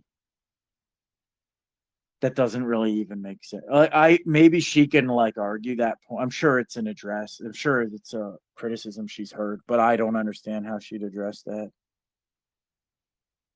How would she ground like the truth of this theory In ideal, which would be the in subjectivity, biology? Yeah. it's like boom, right back to where we started, all over again, right?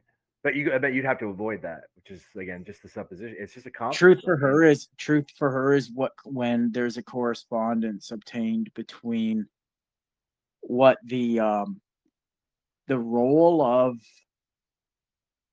let's say, a given organ's the function it was selected for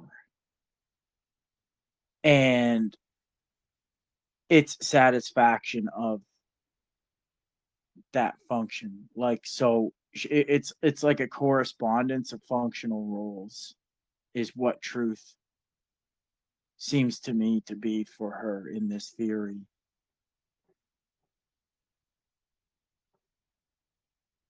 Like the mental content, the frog example is very succinct because it's like even if a leaf fell or whatever, or like something that kind of resembled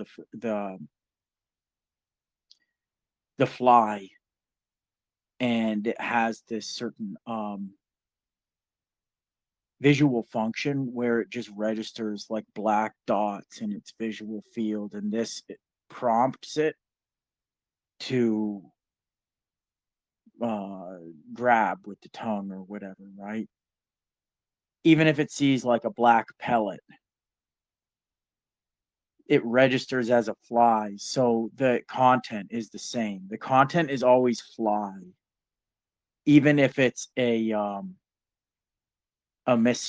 if it's mistaken or in error. The content is always fixed by like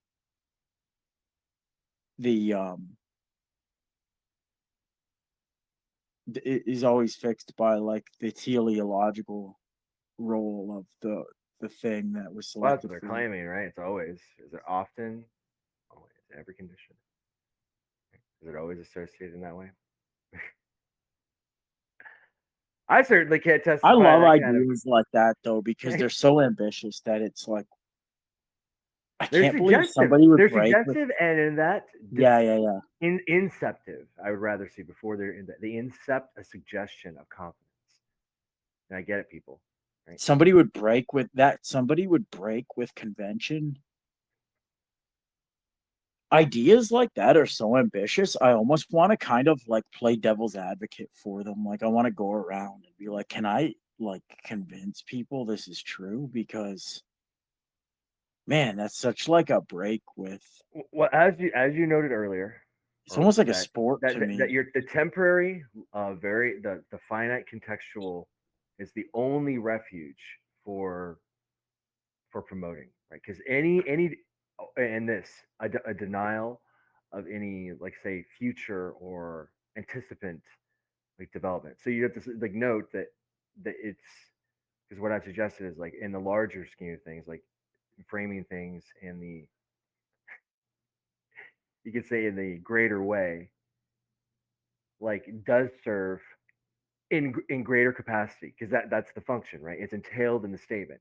And so in this, the lesser way will always result in lesser function, lesser output, right? By comparison. So anyone argues for it, well, it's always going to apply to a very finite circumstance, like what serves someone's particular interest, right? Will be that. Like, I tell people this because it's easier to corral them, to get them to do things, right?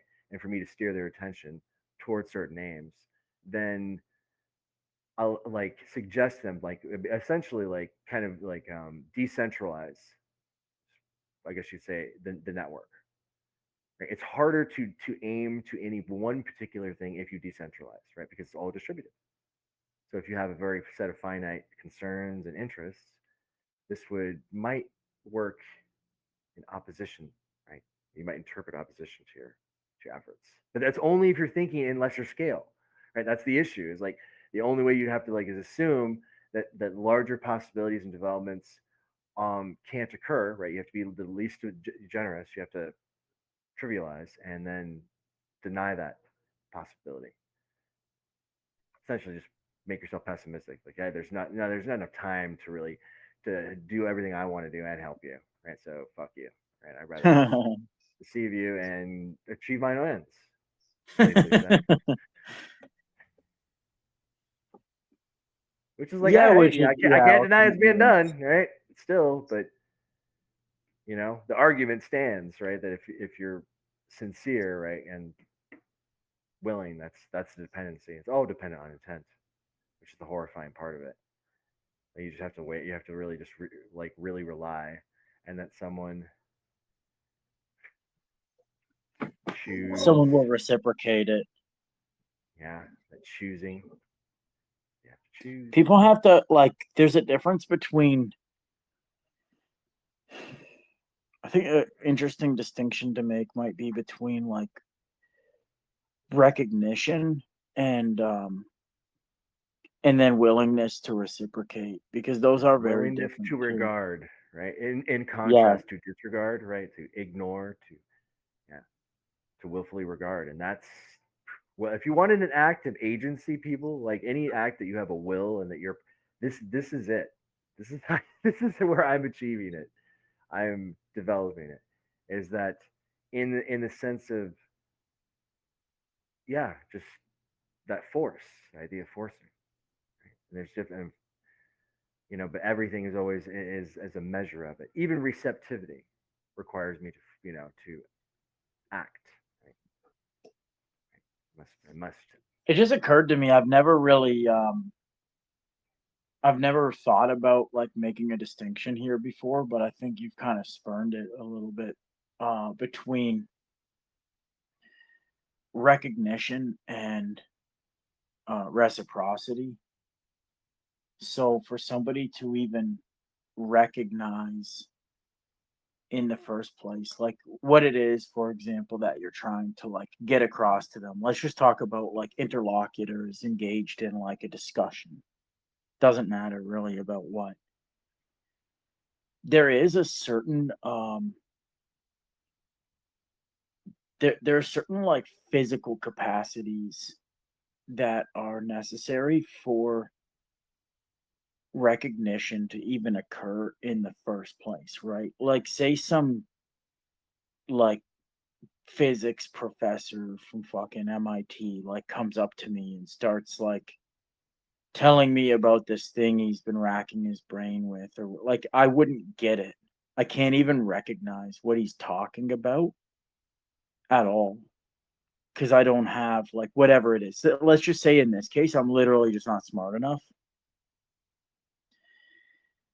So I couldn't even like reciprocate. Like I couldn't contribute to what exactly it is that um but there are instances where people are capable of making the recognition, but they still don't reciprocate. Like they're like, I'm not going to I understand what you're saying, but I just don't want to like talk about this, or I'm not interested, or for whatever reason, right? Like I'm not going down this path with you. I'm not going to build with you. And I think those problems might need to be like addressed separately. Like you have to kind of establish first, like, does this person even know what I'm talking? Like to know what's at stake, for example. How do I want to say this? To know what's at stake, for example, you have to know like what somebody's even talking about before it even before truth even bears on it. Like I couldn't even know if somebody's like if I think somebody's like They have to be very wrong or cognizant right. of how they're talking. They have to be very self-aware of how we're talking, like the whole construct, like that hyper awareness. That's what guides me. Just like I'm hyper aware of it. How I'm speaking, how people are meaning things, how we're conducting ourselves. All of these hows. How. Right? Focus on the how, and you know it'll help you in the now. Essentially, that's kind of how I address it. And it's like, if somebody can somebody do that, right? Are they passionate, are like intentful, right? And keeping that in mind, keeping that like as a recursive, and I say no, right? Not to a greater or lesser degree, right? No. If somebody um can't comprehend what you're saying, like they can't recognize the meaning in what you're saying at all, you can't go any further in trying to like have them reciprocate or acknowledge or either like assent to or dissent from what you're saying. You can't, you have to establish first like the reason for their inability to grok what you're saying, whether they just don't have enough context and you need to kind of uh coarse grain like the way you're conveying it, or whether you just have to kind of modify your like mode of presentation to their level. I think it's lack of affinity. Like affinity is a But term that I think is the most fitting. Like they lack an affinity, which would, well, I I think mean, there's probably multiple reasons why. Like sometimes that I and this is where I might be a little bit more of like kind of a black pillar than you. hmm. But I do think there are certain instances where like a certain person just wouldn't really be smart enough. Like there are a lot of people that's just like they're definitely just too dumb to read Kant. Well, that's And why I like say lack the affinity. Like it no may be matter too what, dumb. no matter what. Like there's a lot of people that are just they're gonna like you could try to, oh, what if we like approach them like this. I think a lot of people will just be like too dumb to read Kant, like and under any circumstances. Obviously, right? Because like I'm too dumb to do certain things and Directly, like I'm going to say this. Okay, I guess directly, yes. Indirectly, no. Right, and the indirect is like, yes, a direct interaction with it without some distillation, right? Which is like his, because in order for Kant to really be meaningful, if it has to always be complemented with all this pedanticism, then it's a failure, right? It's got to be reduced down to something simple for it to be useful. Generic, right? Right? A tool, like a multi-tool, a good tool is a tool that can be used in many circumstances, in my opinion. And so if it has that type of limitation, then it ain't But you fucking good have tool. to you have to, I agree, but then eventually when the person kind of gets their foot in the door, you have to be like, okay, now that you're sort of acquainted, we've made like an acquaintance, we have to bring you up like into the formal system. And it's a little bit and it loses every, like there's aspects of it that I'm not smart enough, like, and there's actual like scholars and stuff, like everybody would read this at their own level. Like if a midwit reads this, then they're getting something out of it, but they're not like getting the whole thing. Whereas like if a genius reads it, then it's like he's gonna see more into it and stuff. But like you have to be able to bring somebody up into like the formal system, which is like difficult to do. But the thing is that what I was saying in general is like you have to be able to identify where like the failure to understand what a person's saying. Like a person can't be, let me just start over. A person can't be obliged to like recognize what you're saying if we haven't first established that they can understand what you're saying. So like Kant himself said, like ought implies can. I can't say like you have a moral obligation to save 500 people a day from burning buildings. Like you can't do that. So therefore it doesn't make sense that you can have um a moral obligation to act in such a way that is like not modally possible or whatever. But um I think the real problem, this is the point why I was making this point. I know it's very meandering and like all over the place, but I think the real worst fucking people, and they're the biggest problem to be like solved, are people that can understand what you're saying, but they like don't want to Yeah, they don't want to. I get it. It's ignore. Yeah, yeah, it's very intentful. It's if intentful somebody's ignorance.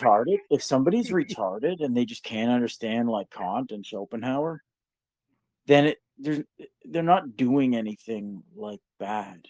They're not gonna recognize what, like they can't build with you all the same, because like they're too stupid to like flesh out the things that you want to. There are Well, the luckily, things that I you don't want to. need them to interact with Kant. I mean, that's. I mean, Yeah, yeah, really, yeah, for sure, is of that what we're course, after? We're just after an attitude adjustment. That's all I for want, sure, of right? course, yeah.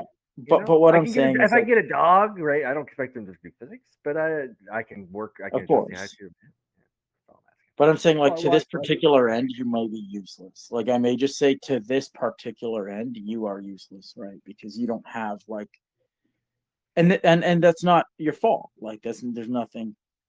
But the people that like can but won't, they're like, I think they're real bastards in a I'd like way. to say this. How about try this? Try like no immediate use.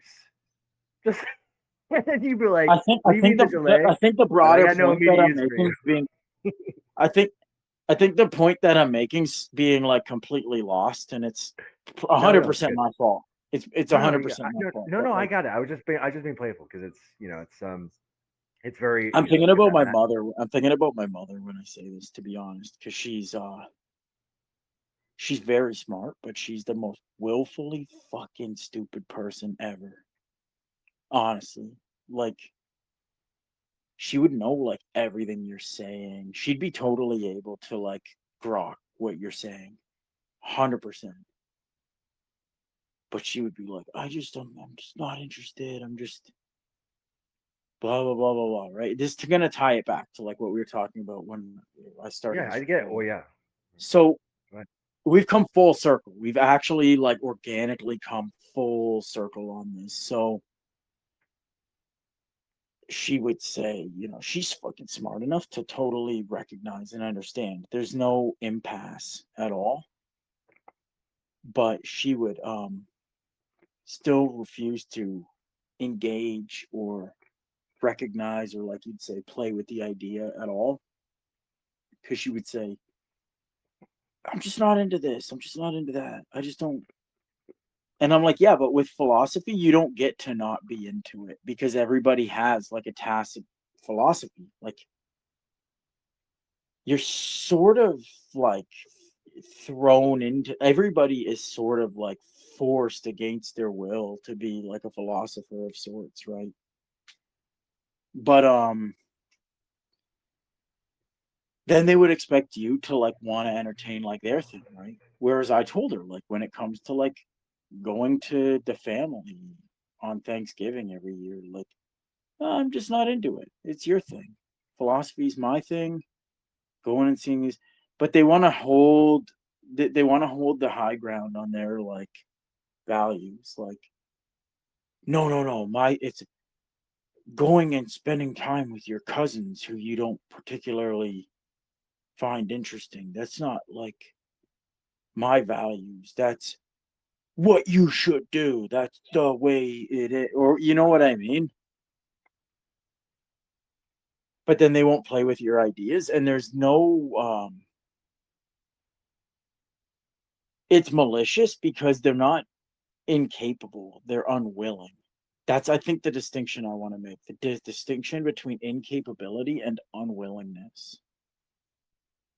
If someone's incapable to engage with me on like some topic about whatever, biology or math or whatever it is, that's one thing. That's totally like, Yes, I would agree, but I think that Jermaine is that without, despite whatever possible capabilities anyone has, if they don't have the fucking attitude or willingness to do it, it's impossible, right? If you fuck up there, everything else is just, you might just nullify it. In my opinion, I can't see any other way. If it's you're a not intent, conundrum because you well, can't foster that you can't actually instill a different attitude or supplant their attitude if they don't want to hear about your philosophy in the first place. Then you can't alter their attitude. They have to. It's a crazy conundrum. Actually, it's a well, very not with the philosophy, not with concepts, but you can do it in other ways, and that's where we come in. We start thinking about like more direct negotiations. I've been speaking about this with others, and that the realm of forcing dialogue. ultimatums. Yeah, well, it's yeah. You just force. You use more direct senses of action, which is the idea of like force and violence and things like this, or Yeah, yeah, yeah. attrition, essentially. Say attrition, right? In order to convince you otherwise. That, Embargoes and stuff like that. yeah, it's like here, well, you can't ignore me now, right? Or you're That's definitely so having to have a big. lot more That's so incentives big. to pay attention to me, Yeah, which is what it could come to. I mean, if it it like will. It has I'm to not because opposed, right? Like in fact, I would say, yeah, if I had ability, yes, I would force this conversation. yeah, because all you want to do is talk, and you're willing to completely subject your ideas to the limits of logic. Like, you're not appealing to anything that we all can't ascertain or grant access to. You're not making claims to like revelations that like a fucking deity spoke to you. Nothing. You're Yeah, saying you're I'm making going to force arguments your that should recognition be that we're doing this together, motherfuckers, and that yeah, I want that's it, right? It's the most inclusive, the most philanthropic, right? But I'm not opposed to forcing you to get you to acknowledge it. yeah, you either need to this is what I tell people. Like, I tell my mother this and I tell other people. You need you if you understand my argument, right? If you understand it, you can comprehend it. You have an obligation to either accept it or to counter it. You at least have to explain why you don't accept it. and I may follow up with another response to that. But people won't do that. They're like, I don't know, it's crazy. Am I like a schizo for thinking that? No, it's not even that. I mean, it's deeper than that. There's no option here. Man, during the course of this conversation, we at least a couple of notes of that as a requirement for the thought itself, right? This Yes. is non-optional, and that if you suggest against it, you're violating like that together that mutual acknowledgement again for any of this to occur right now. Right, everything I'm saying is demonstrable by this very observation that you think you're having. Right, this passive interaction to which you are directly engaged with. That being said, being openly acknowledged, consider that, right? That this is the violation, right? That where like the idea of force, right? Which I don't often talk about, like say that No, I yes, love it, I'm man. I love that. It means more that you don't it means more when you bring it up because you don't always, but you understand like where the fault line is and how that sometimes the conundrums can only be like overcome with literally just wouldn't know my grabbing hesitation that somebody too. It's and like I'm willing to fucking. use force, but with this acknowledgement of the very thing. Like it is, I, I do acknowledge your necessity as well. I get that, right? That's the conundrum. Like any guilt and any action that I feel like I have to press, But what you're using force, extreme or otherwise, what you're we'll go with that using acknowledgement. force, it's you're not. It's interesting because it kind of warrants like a qualification a little bit. You're not using force to get somebody to accept a dogma. Like you're not trying to forcefully convert somebody to the church like some inquisition or whatever. You are trying to force them back into the confines of logical like discursive logical practices, Mutuality at which the least. you want them to simply like this is why people don't understand like all I want people to do is engage in justificatory practices within the confines of logic. And recognize all of the requirements. Yeah, you have to So there's that are requirements to yes, it. Like yes, there's certain requirements. Yeah. fallacies. There's certain fallacies that get like thrown out right away. Like a lot of things like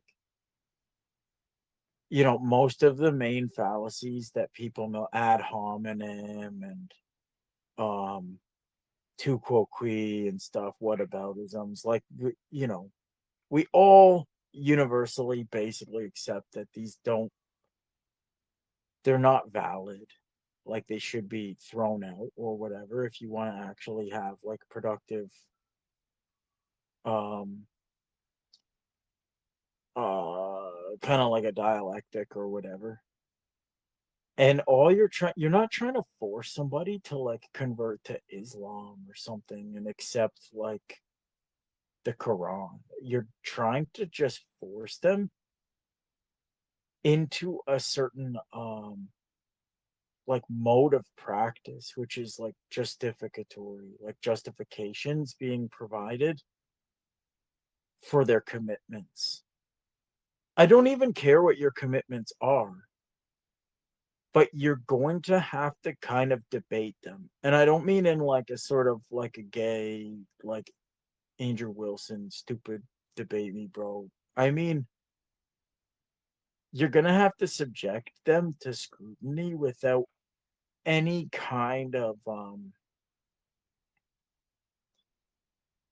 like protection in a way that like certain I get it, ideologies but you're will. jumping ahead, dude. Yeah. I gotta really put it on the ear. Like this is, it's corrupting the take.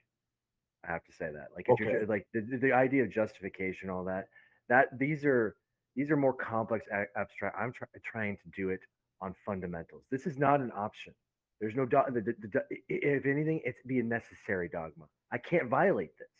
I know it's all based in belief, but it's the requirements of the construct of that construct itself, of that conceptualization.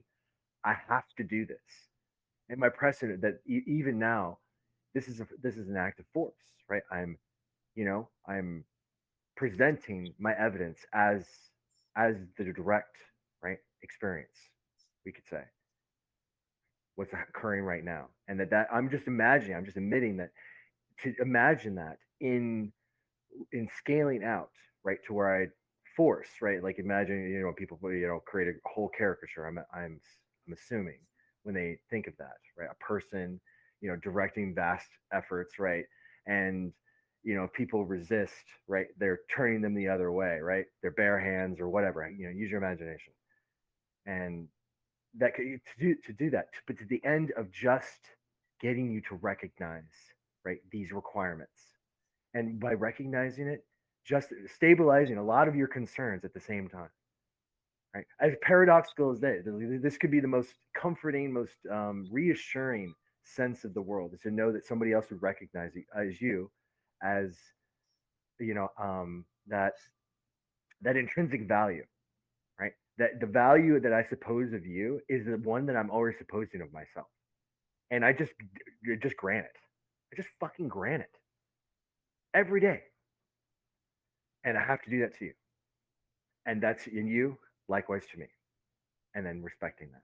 But that I would be willing to force that conversation, right? So they can get you, so you can get you to recognize that, so we can stabilize the shit, this effort, and make more of it essentially. But the idea of justification, like that's adjudication. That's the requirements of the world building itself. That's just a playful. That's what we sometimes I refer to as the negotiation, or the coordination, which we develop these ideas selecting, the greater or lesser paths of building, right? We are constantly assessing and reevaluating, like the greatness of this development, and constantly adjusting it, and and making up, right, the criterion for that very, and it's befuddling, yes, right, in a sense, but it's also we're doing a fine job of building, of making it happen consistently, and that the sense of, I suppose, like trust, right, that um and then we're making it happen essentially. But to force that hand, to force an opportunity at the very least for that to occur, that's where I would like lean into your take. But that, like, justification, it's like all the form rules and fallacies. I can even tell you why all the fallacies aren't even fallacious. I have arguments against all of them to show, right, that it's these are merely like codes of operational conduct in limited context, because all of their concerns and all the things that they bring up are, well, like, justifiable, right, in some other framing. Collective showed me how to do that, right, that that things can be true, and you can hold two truths, right, because it's the arbitration, right, the the provocation that assigns the value of that possibility in the first place. And it's always bound to that, from my perspective, man. So, and with that, where I noted that corruption is like it changes it into something else, right? It turns it into like like maybe more familiar to Steelman, like caricature of what someone might expect. But with that, also this hesitation, this anxiety that goes along with it, right? Because it's like, well, you know, I'm trying to show like this violates even their internal code of conduct, that they would, in a sense, commit a fallacy against themselves, their sense of self, and that's where the true, like, injustice, if you will, is occurring, is deep within, right, before it becomes an issue with us, right, between us. They've already have it, right, they're already fucked up. Right? They're just happy to do it with me. Right? I'm just an expression. I'm a higher dimension or scaling out of those effects.